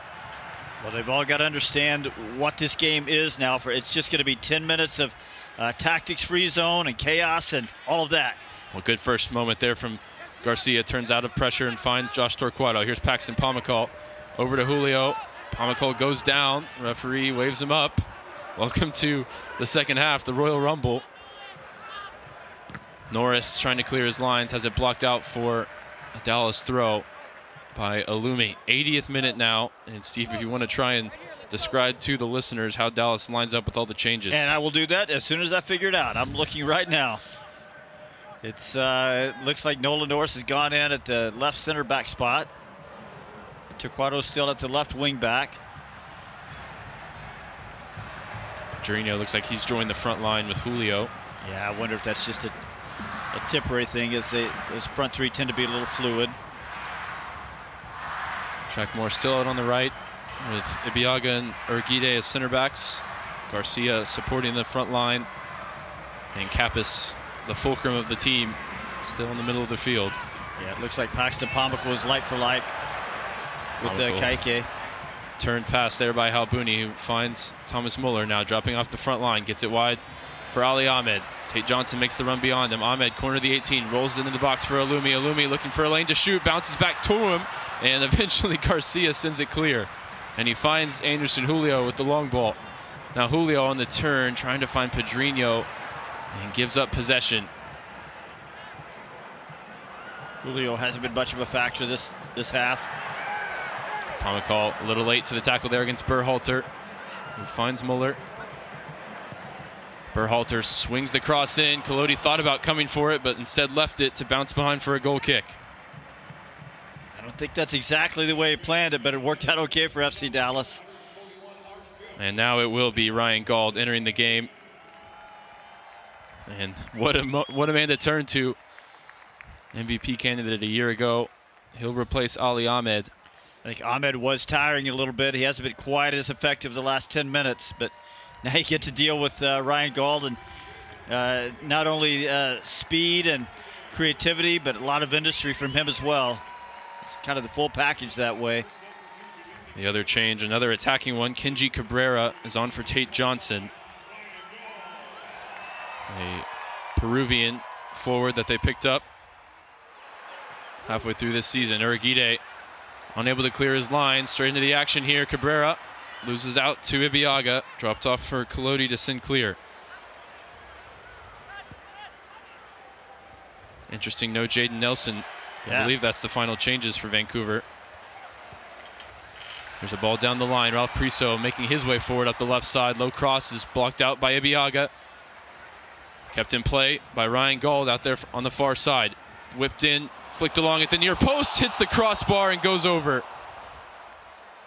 And whether Alumi was trying to turn that goalward or not, it was Cabrera, sorry. I think he was just trying to flick it on, but it nearly found its way past Collodi and into the net.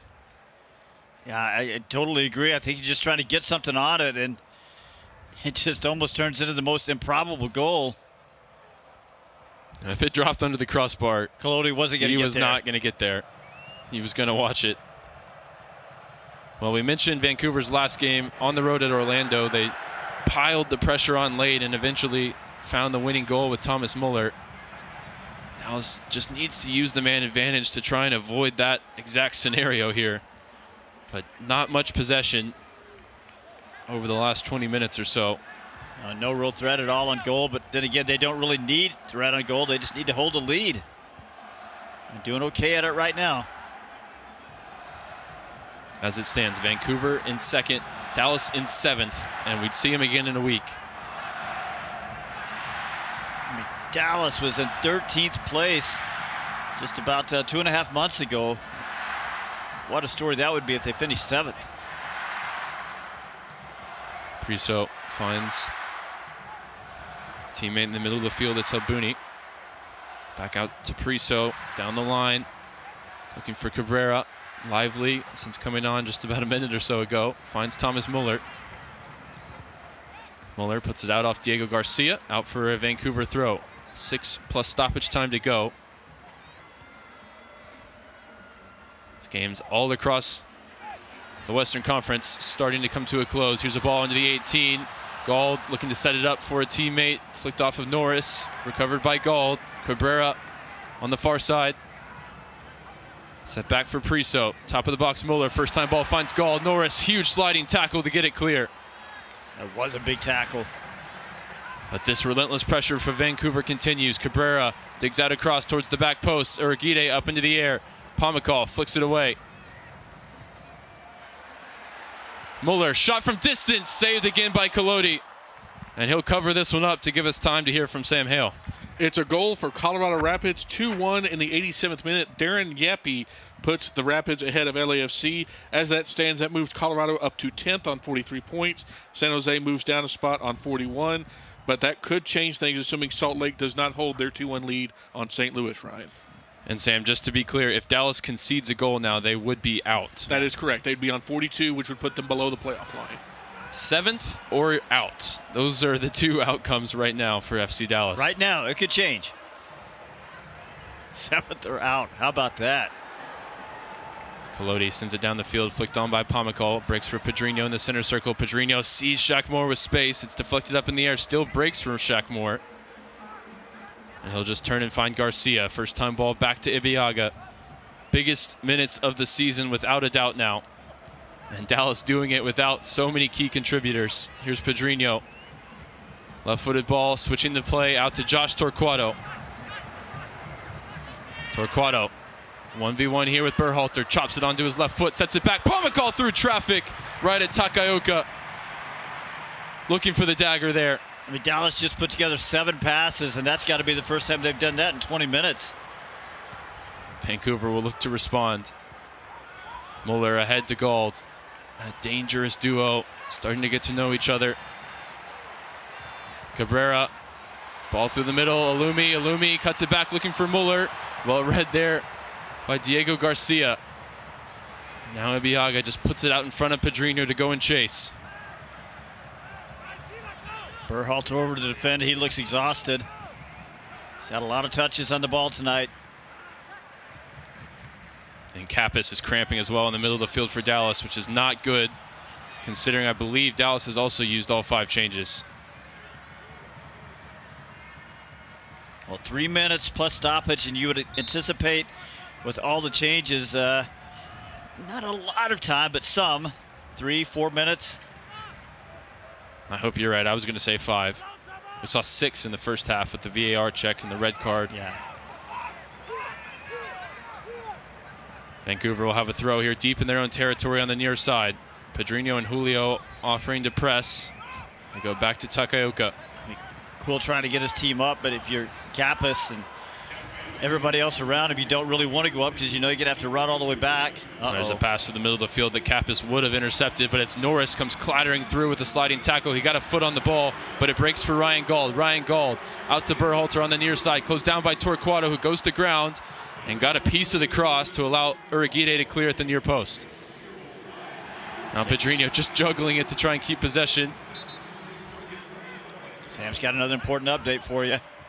It's another goal in LAFC Colorado, but this one it's LAFC pegging back the Rapids. Andrew Moran in the 90th minute. That has made it 2-2, and that has put Colorado back in 11th. Andrew Moran, always rated the guy. Not sure who it is, actually. He could walk into this booth right now. You wouldn't know him. But I appreciate his efforts. Dallas, as it stands, 7th place, but now a goal would knock them down only as far as 9th. Yeah, that's a big goal. Vancouver trying to take a free kick quickly in the middle of the field, and Uriguide blocked it, meaning looks like he'll take the yellow card. Diego Garcia, nice veteran move there, tried to take the card himself, but it will be Uriguide booked. And speaking of veteran moves, Halbuni grabbed the ball and tried to move it up about 5 yards, but Alan Chapman, he's on it tonight. He immediately said, nope, good try, but you can walk it right back there. And Sam, one more quick update. Go ahead. St. Louis has leveled with Real Salt Lake 2-2 in the 88th minute. That means if Dallas somehow does concede the goal, it'll be João Klaus who could have saved the Dallas season. A draw current friends, keeps Dallas in the playoffs. Told you there'd be more goals, more chaos. Late drama everywhere. Results starting to favor Dallas across the board, but right now they've got it done on their own accord. Berhalter with different ideas. Lines up this free kick from just about 30 yards dead center. Berhalter whips it towards the far post. Collodi again. Michael Collodi just can't be beaten in this second half. Berhalter races to the corner flag to try and have another go. Michael Collodi opening some eyes around Major League Soccer. 2 big saves this half. About to find out how much time will be added on as Vancouver readies this corner.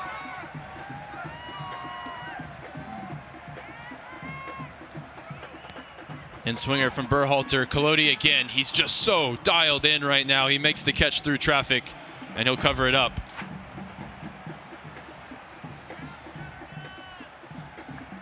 There's a really good free kick from Berhalter. Yeah, from a long way away. Down for the upper right corner.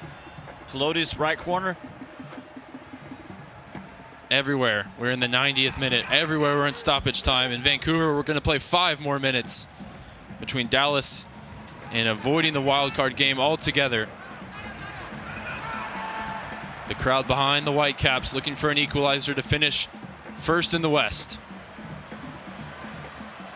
Thomas Muller rolling back the years there, slipping past a couple of Dallas defenders. Loose touch from Alumi, and Garcia's onto it. Last touch off Garcia. It'll be a Vancouver throw. Played 1 of the 5 added on. Wide with Cabrera. Finds Muller centrally. Muller over to Halbuni, getting more advanced as the time ticks away. Berhalter this time off the left foot, headed away by Norris. And Pedrinho juggles it away from his defender. Julio comes to help out. Neither can keep possession. Yeah, Ryan Gault comes sliding in there to rescue possession for Vancouver on that one. Cabrera finds Gault in the middle of the field. Scotsman swings it over to Berhalter. Berhalter closed down by Torquato. Back to Gault in the middle. Swings it out to Cabrera again on the far side. Shackmore defending. Nice drop of the shoulder. Now cross dugout, headed up in the air by Ibeagha. Garcia gets a touch at the top of the box. Again, Berhalter through traffic. Huge block from Kapis. Bodies on the line. And Julio commits a foul in the aftermath. I mean, Kapis, who we already noted was struggling with some cramping 5 minutes ago, just went full-hearted into the challenge to make that block. Anderson Julio might be dealing with a little cramping too. Nobody else to come in for these guys, though. All subs have been used, as you said. Ryan Gault off the left side. Down the line, Cabrera digs out the cross over everybody's head in navy blue. Torquato beaten to the loose ball by Berhalter. Set back for Badwal. Back out to Berhalter. Down the line, looking for Ryan Gault to the byline. Low cross swung in. Colodi didn't catch it, but fortunately, it wasn't Thomas Muller in the area. It was Bilal Halbuni who couldn't get it goalward, and I believe it'll be a goal kick. Yeah, Colodi takes some contact on the head for the second time tonight. Well, Colodi just fearless, throwing his face in with all the cleats and knees and shin guards. Yeah, Ibeagha doing a good job of interrupting that cross as well, and then clearing it out for the corner kick. Colodi's still down. It will be a corner as opposed to the goal kick. 2 minutes to play when we resume, starting with this Vancouver corner. Colorado LAFC is final now, so that's good news for FC Dallas. 2-2, that one ends. San Jose did beat Austin 2-1. That one's final. San Diego also beat Portland. That one's final, but that was final a long time ago. 4-0, San Diego. The corner from Berhalter. In towards the back post. Kapis nods it away. Pedrinho sprints out to the loose ball. Beaten to it there by Kubas. Low cross swung in. Again, Kapis repels it. A minute or so to play. All hands to the pump defensively. Priso 1-2 on the far side. Frees himself up. Low cross swung in. Colodi misses it, but it's put behind Nolan Norris this time with the huge intervention. It's going to be a corner, but it could have been a tap-in for Vancouver. Colodi's been so good, but a couple of times now, ball's whizzing through the penalty area. He's coming out for him and not getting him. Berhalter, left arm raised. Out swinging service from the corner towards the back post. Shackmore wins it, but straight back up in the air. Eventually, Diego Garcia gets it clear. Pedrinho holds off his defender, just trying to run for the hills here. Puts it out in front of Julio, but the referee brings it back for a foul. Won by Pedrinho. And the seconds can tick down. I mean, unless I'm reading it wrong, at this point, Dallas is in the playoffs unless, Vancouver's not going to get 2 goals. They might get an equalizer. It's just a matter of whether they're going to be in that play-in game. And I wouldn't mind having Wednesday off, Ryan, and Sam, and Barry. That's just more time to watch some nice MLS wild playoff card action action that doesn't involve FC Dallas. We'll await the final whistle. Final seconds ticking down. Collodi launches it towards Anderson Julio on the near side. He's unable to keep hold of it. There is another side of that coin, which we'll discuss in the post-game show, but they would be right back at BC Place to start the next series. Badwal to Halbouni. Final seconds for Vancouver to try and win the West. Sliding tackle from Pomykal. It's a good one. Puts it out for a throw. Applause from the Dallas bench. Appeals to the referee for the final whistle. He waves play to continue. Muller lifts it out to the far side. Priso controls it off the chest. Down the line for Cabrera. This may well be the last chance for the Caps. Cabrera, right-footed cross. Top of the box, Thomas Muller closed down by Pomykal. Sliding tackle, got a piece of the ball. It skews out wide to the near side. But that will do it. Dallas are in the playoffs, not the play-in, the playoffs proper. 7th place after an improbable upset at BC Place tonight. Hey, decision day, it's all about chaos, and you just saw a bunch of it right there. But in the end, FC Dallas, you know, you kept talking about how Eric Quill said they've just got to fight their way in. Well, they just punched their way right into the MLS playoffs. No Musa, no Farrington, no Ramiro on decision day. They go to the best in the West and knock them off. They cancel the party at BC Place, and we'll be right back in Vancouver a week from now. Why not Dallas in 2025? Eric Quill leading this group into the postseason against all odds. Dead and buried back in July, now find themselves surging at the right time into the MLS Cup playoffs. Will play on here in 2025 thanks to heroic efforts all over the field. The goals coming in the first half from Uragide, in the second half from Kaique. Sam Sarver with the spark all night long. Kappas, the metronome in the middle, and the back line locking up an incredible attacking force from the Whitecaps. So much to break down on the post-game show, which will not be the final one of the season. We'll have more action as we move into the playoffs, but this one has been so fun tonight to take you through all the action from BC Place. We thank you for joining us wherever you've listened to the action on the FC Dallas app or on the Burncast on YouTube. Stick around for the post-game show. Get your comments in. Let us know where your head is at and why you are loving life as an FC Dallas fan right now. For myself, for Barry, for Sam, and Steve, thank you for joining us all regular season long. We'll be back with the post-game show on the other side of this break. You've been listening to FC Dallas Soccer, presented by Toyota on the FC Dallas Radio Network. So, what'd you do this weekend? Well, just took the Tacoma off-road, deep into the woods, got to this hidden campsite only it could reach. Nice. I hooked up the boat to the Tundra and hit up the lake. Towed it like a pro. Had the whole lake to ourselves. Hey, wait, did I mention I went rock climbing too? Uh-huh, yeah, thanks to the Tacoma's crawl control. Well, sounds like we both had fun weekends. Mine was better. The Toyota Tundra and Tacoma are built for all the fun. Test drive at your local Toyota dealer or visit Toyota.com today. Toyota, let's go places. Feature availability differs based on trim. See Toyota.com for details. In sports, if you think joy only happens after you win, think again. Look at the world's most successful athletes like Serena Williams, Brooks Koepka, and Alex Morgan. They don't spend all their days grinding away. They take time to enjoy themselves, like getting together with friends over a Michelob Ultra, because they know that happiness is the key to winning, and that joy is the whole game, not just the end game. Michelob Ultra. 95 calories, 2.6 grams of carbs. It's only worth it if you enjoy it. Enjoy responsibly. AB Michelob Ultra Light Beer, St. Louis, Missouri. UT Southwestern Medical Center in Dallas, Texas, where discoveries change lives. The spark of collaboration that fuels bold thinking in our labs. The spark of inspiration that motivates greatness in the next generation. And the spark of innovation that pushes the boundaries of today's care. At UT Southwestern, teamwork and talent combine to fuel discovery, education, and healing.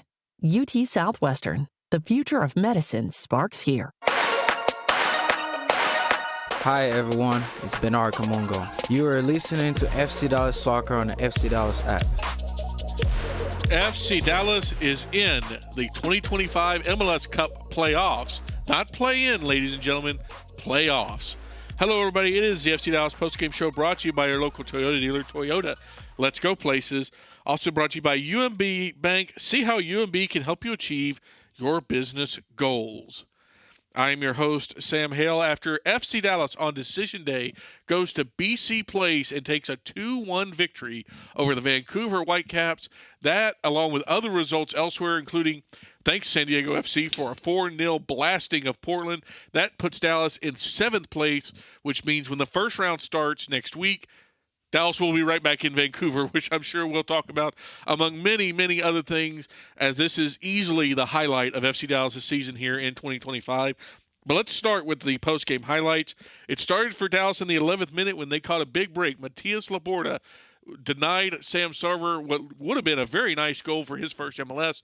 He was initially assigned a yellow card. They went to VAR, did Alan Chapman. He was later given a red. That put Dallas up a man for over 80 minutes. And then 7 minutes later, it was the best center back on Dallas' squad opening the score. Patrickson will take it from the opposite side. In swinging service. Whipped in. More air underneath this one towards the back post. Urugide scores! Osaze Urugide in the big moment gives Dallas the lead. As things stand, they're in the playoffs. And what a moment.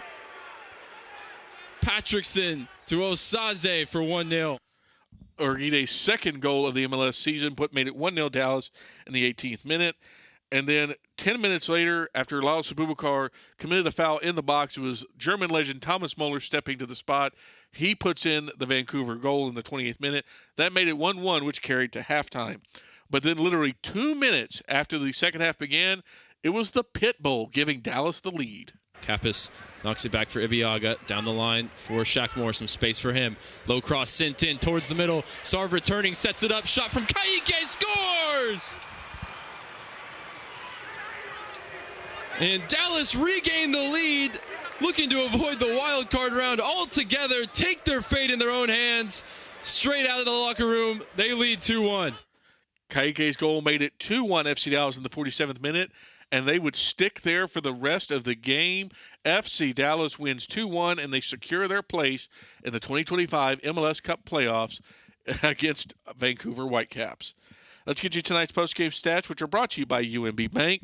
Despite being a man down, the Caps win the possession battle 63-36. You've got 17 shots for the Caps, 7 on goal. 11 shots for Dallas, just 7 of those on net. 8 corners for the Caps, 6 for FCD. You had 6 saves from Michael Colodi, 5 from Yohei Takaoka. 17 fouls for Dallas, 4 yellow cards. 11 fouls for the Whitecaps, 1 yellow card, and 1 red card, as we have already mentioned. Now we bring in the voices of tonight's victory, and soon to be the voices of a playoff run, hopefully for FC Dallas, to try and figure it. It's Steve Davis. Boys, everyone breathe. Yeah. But what a just monumental win and performance for FC Dallas tonight. Everything that we've seen from this team in the past 2 months under Eric Quill was just typified in 90 minutes. I mean, obviously everything hinges on the red card decision in the first half, but getting that little bit back after the red card decision went against them last week, you know, fair play to Sam Sarver stepping into such a big moment, drawing the red card, setting up a goal in the second half. Eric Quill showing he's not afraid to trust young guys down the stretch, bringing in Josh Torquato, Nolan Norris, Diego Garcia at the end of the game to see this one out. I mean, this was the fighting spirit, the mentality, everything Eric Quill has preached to us ever since, you know, the turnaround began back in San Jose a couple of months ago. I mean, wow, what a performance. What just a warrior spirit the team showed on the road tonight and did everything they could. We saw, 6 saves from Colodi, but we saw an incredible block at some point from everybody across the back line, bodies on the line, tackles flying in midfield towards the end of the game. Man, Dallas is not going to do it in the pretty fashion, especially with no Petar Musa, but they can muck it up with the best of them, and that's what they did to the Whitecaps tonight. Canceled the party at BC Place, who they were hoping to go in and get the point they needed to finish first in the West. Instead, they finished second, and Dallas is coming back in town a week from now, and that is going to be a fun one. A rematch. I tweeted during the week, there's a chance that Dallas plays Vancouver 4 times in 24 days.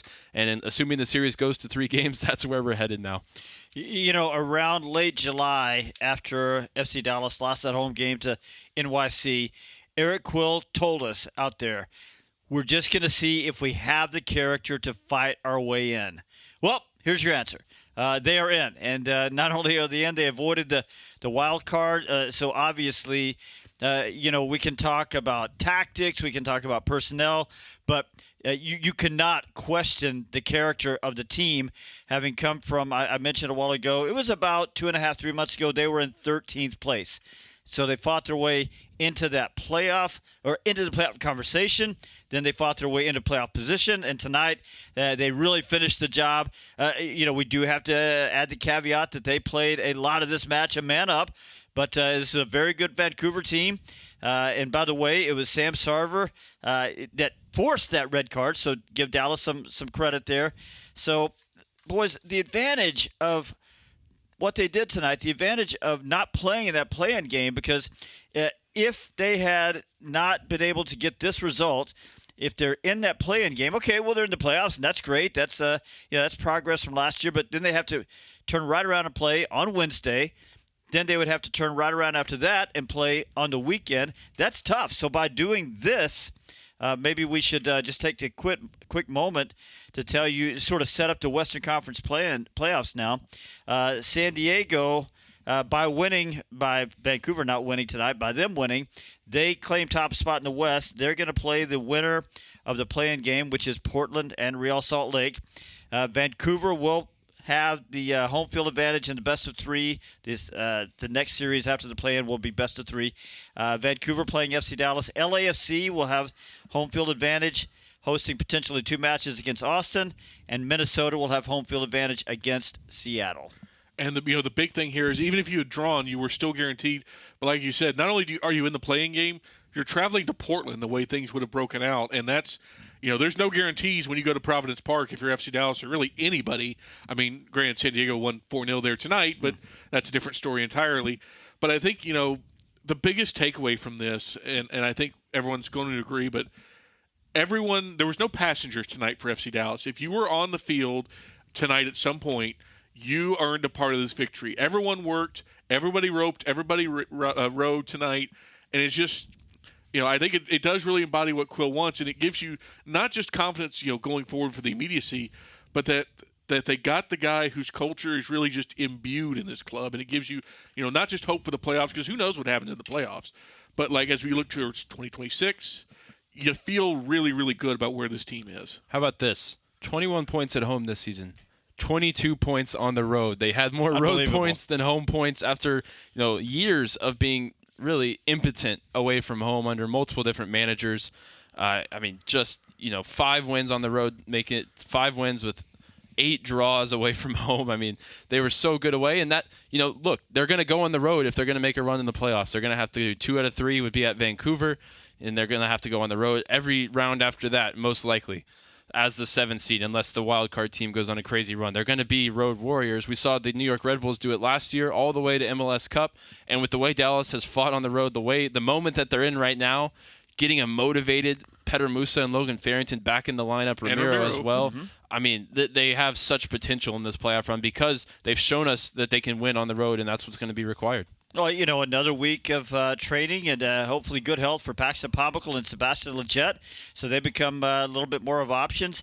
By the way, so you're talking about home and road record. Dallas did sort of solve that home program, that home field problem. Since Lucho Acosta's last start, Dallas 5-1-1 at home. That's a good mark, of course. Since Lucho Acosta's last start on the road, a lot of ties in there. But do you know this is the first game they've won on the road in these last 2 months. But during that time, 7 games on the road, 1 win now, 4 of those draws. So only lost 2 of those last 7 on the road. And to briefly correct something, it's 23 points away from home, not 22, because we don't want to short Dallas any points, especially with the road warrior performance that they put in. Last year at home. Math. Math. Yeah. Last year on the road, 9 points. 9 points was all they got. A nice, plus 14 there is a big add there. Yeah. And the places they went and won, too, right? They won at Vancouver. They won at Miami. They drew at Cincinnati. I mean, these are some of the top teams in the entire league, and they went and won. And, even games when they didn't win, I think about the game at Seattle, they had every fighting chance to at least grab a point there, somewhere they've never won. Same thing in Portland. They fought back to get a draw there.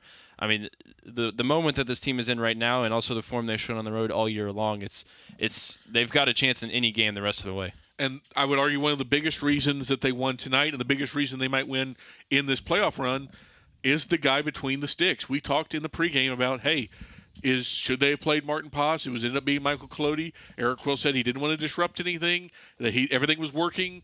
And so, Steve, I don't think there's any doubt at this point. Eric Quill, A+ for that decision. And you have to think at this rate that when they open in Vancouver in a week or so, the same guy's going to be out there because he's earned it. 100%. What we ask of goalkeepers all the time, since I was a kid, make all the little routine plays and then make a save or two that turns a tie into a win or that turns a loss into a draw. All check marks all across the board for Michael Colodi on this one because, he got out, got balls in traffic, a couple of good punches, a couple of sure catches. And then in the 76th minute, that save that he made going down quickly on the ground on a Lumi shot from relatively close range. And then in the 90th minute, free kick, Sebastian Berhalter trying to be the hero, get his team into that Western Conference top spot. Nope. Michael Colodi goes flying to his right, keeps that free kick from going into that upper corner there.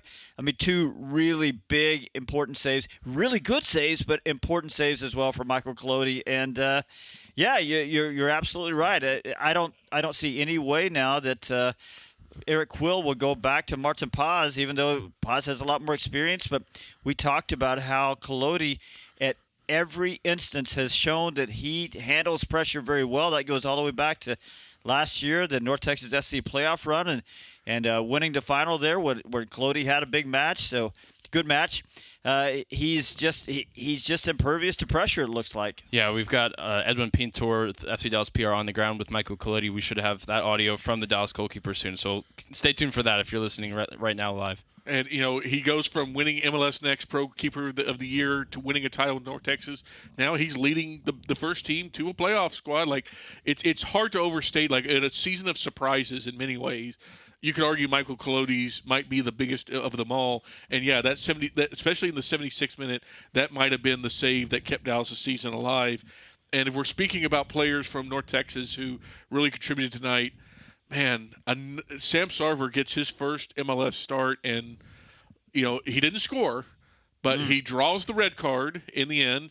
He sets up one of the goals, including the winning goal, and just does Sam Sarver things until he comes out. I mean, it's probably Colodi for man of the match. I was going to say, I've got four strong candidates, Yeah. Sarver, Colodi, Uriguide, and Kappas for me. Those are your right, and also right through the spine of your team. I don't think that's a coincidence that those are your strong performers that help you get a huge result like this. But so much to be said about Sam Sarver. I mean, like I mentioned on the broadcast, he was drafted in the second round. Most second-round picks never get signed to the first team. That's the reality of the MLS Super Draft right now. He wasn't picked for the preseason squad to go to Portugal. He was sent to work with North Texas, develop his game. They still had belief in him as a player, but they realized he wasn't at the level yet to contribute to the first team. So what does he do? He goes and bangs in 19 goals for North Texas this season, and it's just the energy that Eric Quill loves. And when he comes into the games, 5 appearances before tonight, just about 90 minutes, where he had an assist, he drew a penalty, and he's just the spark. Even when you're out at training, his energy is infectious within the group. So he brings that, and now he's bringing production for the first team on the field as well. Huge credit to him. He has so much self-belief, and I think we see that every time he's out there. He's fighting for every ball. He doesn't care if he's up against Thomas Muller, an all-time legend of the game. He's going to go in for a hard tackle and try and win it. Setting up the goal again today with just some good composure in the box. Didn't snatch at the opportunity like you might expect a young player to do. Just sets it back for Kaique to score right down the middle of the goal. I mean, wow. It's just so impressive what he's been able to do. Turned into Sam's savior tonight. Well, since you've laid out the case pretty well for Sam Sarver, I'll lay out a little bit of the case for Uriguide. It was interesting the way the tactics sort of unfolded in this one. As Vancouver took that early red card, it changed the way they had to conduct their offense. Thomas Muller played a little bit higher up the field, but then dropped in a lot as a false nine. But the way FC Dallas handled that was letting Ibeagha and Abubakar stay back a little further and just tasking Osaze Uriguide with moving forward and chasing Thomas Muller into those spaces as he drops off that front line. And it was just fun all night watching that physical battle. Muller's not a small guy. Uriguide obviously isn't. And all night they were physical with each other. But I have to say, I've always admired Thomas Muller's game for how smart he is. But tonight, he took all the physical stuff from Uriguite, never complained. He just, even when there was contact, he just got up and got on with it. It was a really great battle all night with Uriguite winning most of those battles. It's going to resume in a week. Isn't that exciting? I think Thomas Muller's going to be stewing over what happened tonight. It won't play out the same way, though, because Muller will drop in, and Uriguite will have a striker to deal with, whereas the way it worked out in this one, it was just a lot of one-on-one stuff because Uriguite bravely just went and chased him all over the field. Who would have thought when we sat there on a rainy night in Houston in February that the season would come down to, in part, German legend Thomas Muller facing off against Osaze Uriguite, and Osaze pretty much getting the best, you could pretty much argue, of that guy.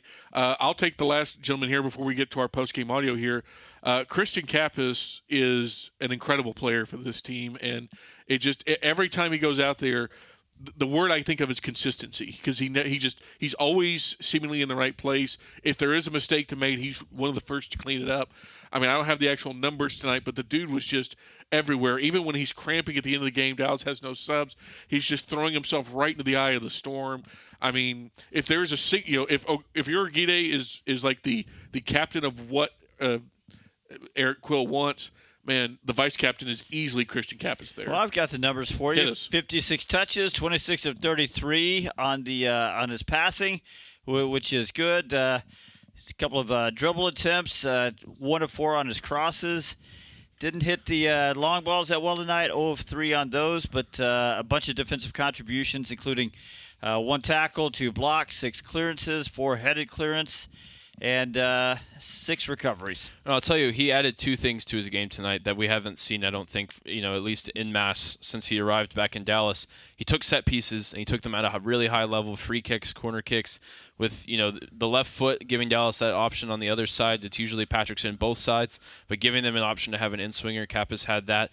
And he also was the target for the long balls out of the back from Collodi, and he won those flick-ons really well. Usually it's Musa and Farrington, the big bodies up front, but now they have another outlet. When Musa and Farrington are back in, they can sort of have a misdirection where they send Musa to one side and they go to Kappas, because he can win those at 6'1" as well. He showed the ability to win that and be a target when Dallas needed it. I don't think the stats really bear out the impact that he has on the game, because so much of it is organization, being in the right place at the right time. And of the guys that did the most running tonight, he's the one that goes 90 minutes. He just about had the stamina to make it as he was cramping towards the end of the game. I mean, we didn't know exactly what version of Christian Kappas we were going to get when he came back to Dallas. We knew the potential that he had as a young player when he was here, and we knew that he had reached a good level under, ironically, Jesper Sorensen, the now Vancouver manager at Brøndby. But he had sort of had a couple of years where he hadn't reached that peak level. He went on a couple of loans. But, getting back with Eric Quill, the coach that developed him as a young player in Houston and sent him here to play for FC Dallas, he's clearly right at home, and he does everything Quill asks of him in the middle of the field. He's given Dallas those feet where he can just keep the possession better than any midfielder Dallas has right now. He's able to be stout defensively, well positioned at all times. And he, you mentioned tonight he didn't hit the long ball as well. He didn't really have a target to aim at most of the time, but he has that as well in his bag, that long passing that, outside of maybe Nolan Norris, Dallas doesn't really have somebody that can hit a pass like that. So he's just the complete player in this squad right now. And without him, there's no way Dallas has made the surge that they've made in the standings. Sam, I have a question for you. Sure. And for you, Ryan. I know it's maybe a little early to start looking ahead, but as it relates to this game tonight, the question is this. We know that Eric Quill is a real run-it-back guy, right? Well, he's got Logan Farrington coming back in the lineup. I'm going to stop you here. Musa. Hold on. Okay, Hold how on. many of them stay, I guess? That's the point. Yeah. That's the point. Yeah, because we know he's gonna stick with Michael Collodi. Yes. Does he stick with Sam Sarver over there? Over Logan Farrington, or over Patrickson Delgado, who came out injured, who got hurt tonight. But I don't think he was particularly effective in the minutes that he did play.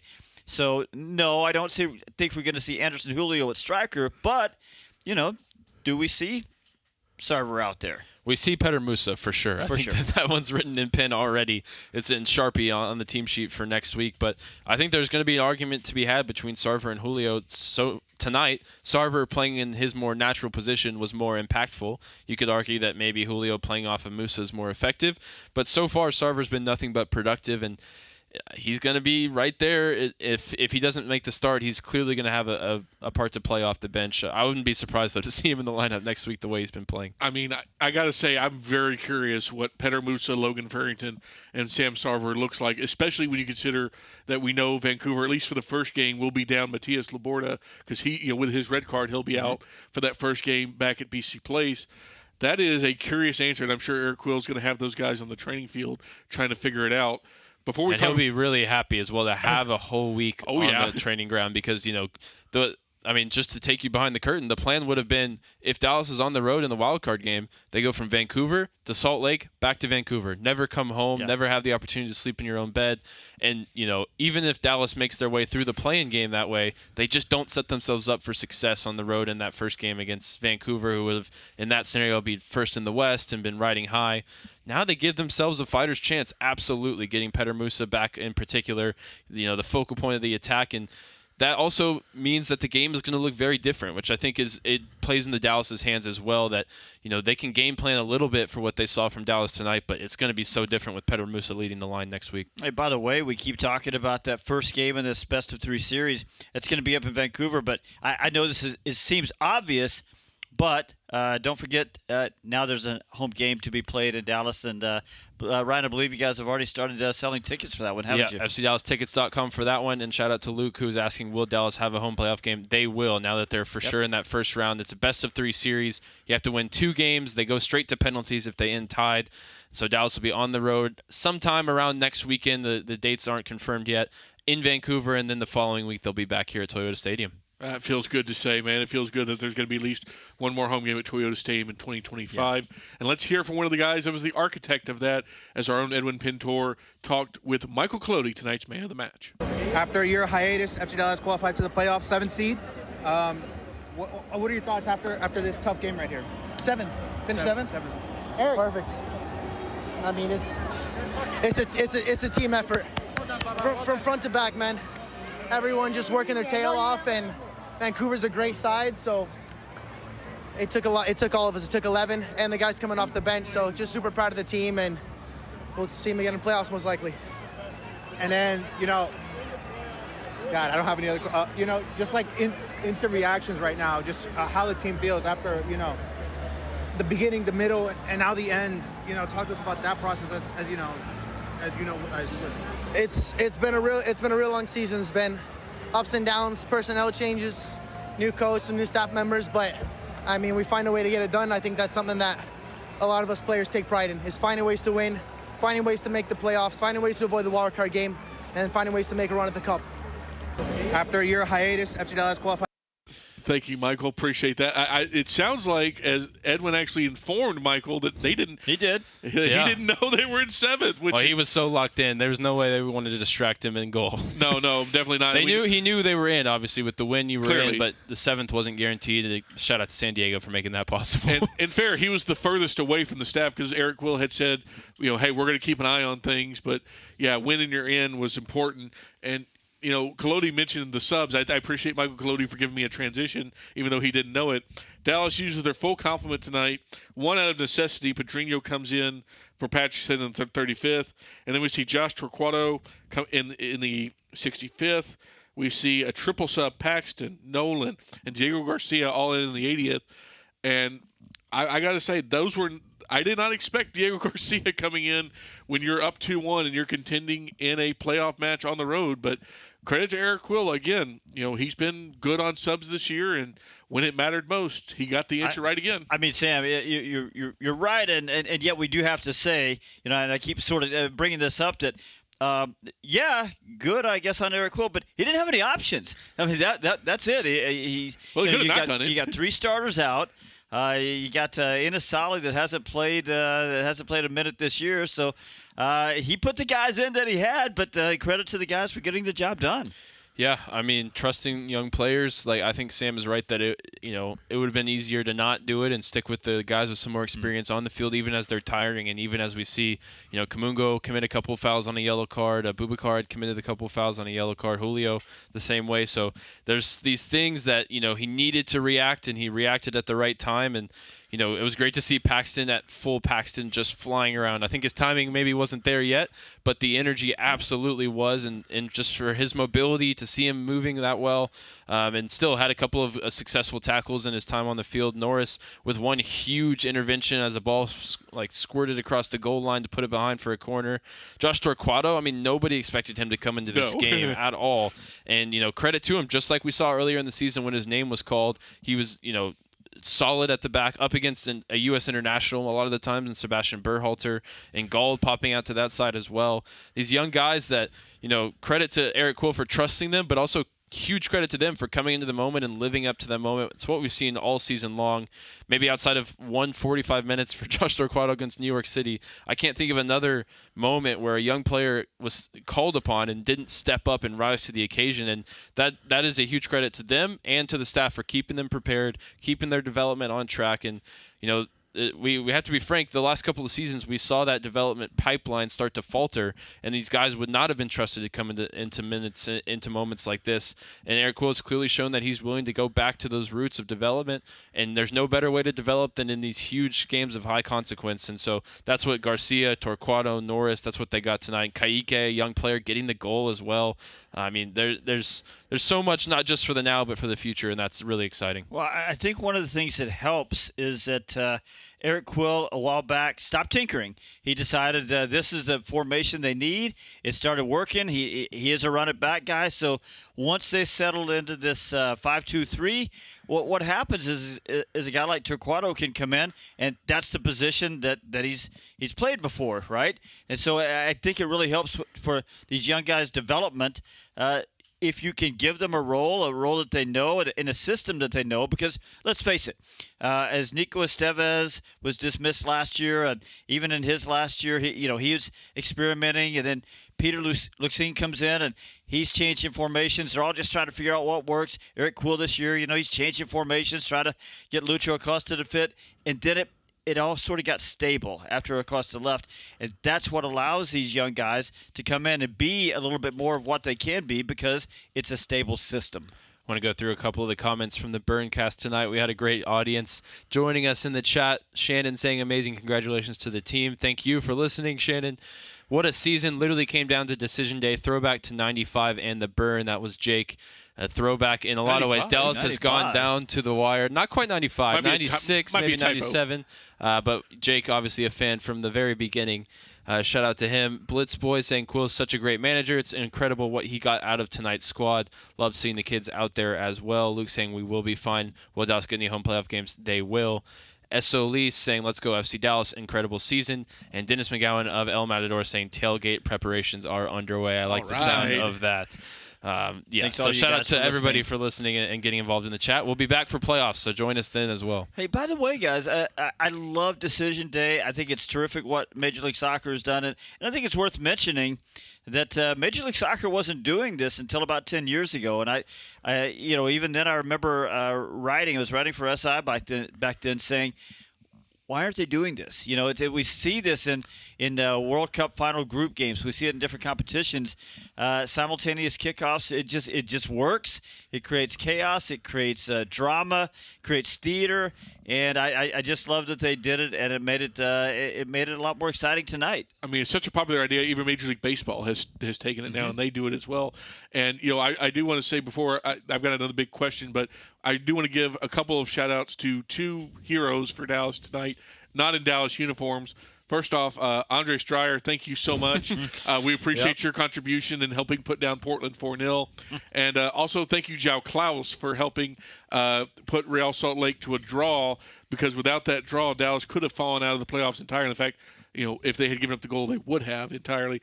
So thanks to those two gentlemen, because while it didn't end up mattering because Dallas held on, at least in Klaus's part, it meant a lot to me in my heart and my heart health down the stretch. Once we saw the goal late in the LAFC game, the goal late in the RSL game, and San Diego basically at the start of the second half, that game was over. So we knew seventh place was always a possibility. Decent results all across the board. San Jose goes out with a win, but not enough for them to sneak into the play-in game. So the question I have here, because I was working on writing some stuff for the a branch writing for the postseason, and I was thinking about what was the best match of the year, and I think now. Well, you're gonna have to throw away everything that you wrote before, because I think my previous answer was 4-3 against Miami, the big comeback in South Florida. But does anyone want to make an argument for that anymore? Because I feel like this is the one now. There were some games I think where obviously Dallas played better. This is playing up a man for a majority of the game, not having Petter Musa, all these factors. But in terms of consequence, in terms of just getting the job done, in terms of the stage, the drama, the amount of people watching all across the league, I'm sure this one is definitely the marquee result of the season by far for me. Yeah, this one was fun. It was dramatic, but if you think about some of those home wins where FC Dallas, we looked at the team and we said, wow, they didn't just get the result. They really played well. 2-0 win over Portland, 2-0 win over Austin, Colorado a 3-1 win. St. Louis 3-0 would be another one. Those were games. That's right. Yeah, those were games. But that was a little bit further back, and I think the results back then. But as they got later into September, those are the games we looked at and said, we see the system. The players are more familiar with it. They know the patterns. They know the defensive rotations, and they're not reacting anymore. They're instinctively moving into the right spots. Those games were the ones where I looked at and said, that is a good team. It really is, and again, the fact that after the way this team started, that we have so much, good games to talk about, and that we're ending on this, like it's a celebration. Like we're sitting here, it could have been as bad as 10th and out of the playoffs, and we're sitting here now celebrating that we're going to get a home playoff game. It's a credit to all those guys out there, the coaching staff, the players, and it's such an awesome moment. And we could, postulate on this all night, but we should keep going because we're working on getting Eric Quill audio from the scene at BC Place. So we'll keep talking until that's ready to go. So we'll do that. But I'm curious, Ryan, what haven't we tackled yet that you would really like to tackle here? Oh wow, I'm really excited to see now how this series plays out because the revenge factor for Vancouver is now there. Dallas just cost them a chance to be first in the West. They ruined their home opener or their final home game of the season. There's so much to go into in terms of the narratives there. Petter Musa getting back, Logan Farrington coming back from a red card he didn't feel that he deserved. He's going to have a little bit of a chip on his shoulder. We know he already has a chip on the shoulder. Now it's an entire bag of chips on his shoulder. I don't know. But he's going to be motivated. And there's just so many storylines that make this such an exciting and dramatic matchup coming out of Decision Day to go right back into a 3-game series with the same team. In some situations, maybe if you had drawn your way and backed your way into the playoffs, you say, oh, no, we're going to Vancouver again. But now you've got the belief that you just went there and won, and Vancouver's got the bitter taste in their mouth that you just came and ruined their amazing season on the final day. It's going to be fun. It's going to be fun. I would say that both teams going into the series have reason to be confident. If you're Vancouver, you're saying we're going to get this team at full strength. Hopefully, they from their side, they're going to be saying, we hope we don't get somebody thrown out in the first 10 minutes. They're going to have a little bit more fitness for Ryan Gauld. That's going to be a little bit more of an option. Tristan Blackman was in the gym this week doing work. He hasn't been on the field for them, I don't believe, in practice. But there was some hope that they would get him back for the playoffs. So I would certainly anticipate seeing him at some part of the series if we don't see him on the field a little bit this weekend. And Tristan Blackman, if you're not MLS nerds like us, he's one of the candidates for Defender of the Year. He's been sensational for them. So I think there's a lot of reasons for Vancouver to feel confident, including, by the way, FC Dallas has a long trip back to Dallas, and another long trip back up to Vancouver. So they have reason to be confident. Now Dallas, they have reason to be confident because you get Farrington back, you get Logan back. Petter Musa back. You get Ramiro back. You have the confidence of knowing, even if it was shaded by the red card, of knowing you got the result up in Vancouver. So what do you guys think? Both teams have reason to like their chances in this one? Yeah, that makes for an exciting series for me. That's not a team that goes in with their tail between their legs feeling like they don't have much of a chance. This version of FC Dallas under Eric Quill feels like they have a chance against anybody. But I think for a while it was against teams that were lower down the table and they were taking care of business, getting results where they needed them and where they weren't getting them earlier in the season. But we needed a show-me moment. We needed, they had the draw at home against LAFC, decent result, but didn't get the win there, and that's at home. They needed the show-me moment against one of the best teams in the league, and with the assistance of the red card, they got it tonight. But I don't really think, I don't put too much weight on the red card in terms of the result tonight because Dallas was already without so many key contributors. Obviously, it affects the game, but still being at home, Vancouver still had opportunities. I think that it leveled the playing field a little bit, Dallas being so undermanned and outgunned in the attacking third. So I think that it's really an exciting series because of all the things that you outlined, and I just can't wait to dig into it. Watch this one back. Enjoy that as well. If you're listening to the postgame show, you can watch the game back on Tuesday on the FC Dallas Rewind. That's on KDFI More 27, free and over the air, so you can go and check it out. Relive this really, really enthralling decision day night. I mean, that's going to be fun. I'll be tuned in for the rewatch on that one. Before we get to one last thing, let's go back and hear from manager Eric Quill. We did the hard part of getting the first goal, and obviously disappointed to give up the goal, being up a man, and the type of goal it was, but to recover again, like we've done so many times this year, I was proud of the resiliency again. It shows itself up, and physically, late in the game, Diego, Nolan, everybody that Josh, everybody was physically giving everything of themselves to battle to make sure tonight was a win. And I'm just really proud of that warrior type effort that they came in with. Cool. And then last question. There were hard moments this season when people were questioning the direction of the team. What does this win say tonight about your vision and this group of guys?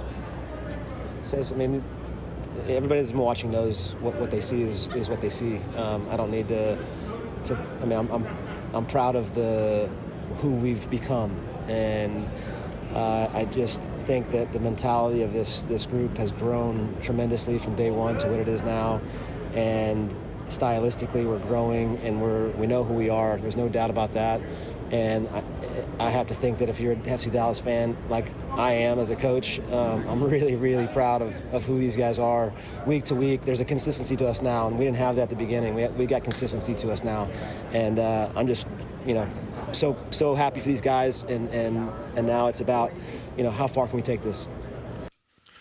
Thanks, Edwin Pintor, for sending us that audio from Vancouver. Yes, Steve Davis. Was Eric Quill so excited there that he forgot they didn't give up the first goal?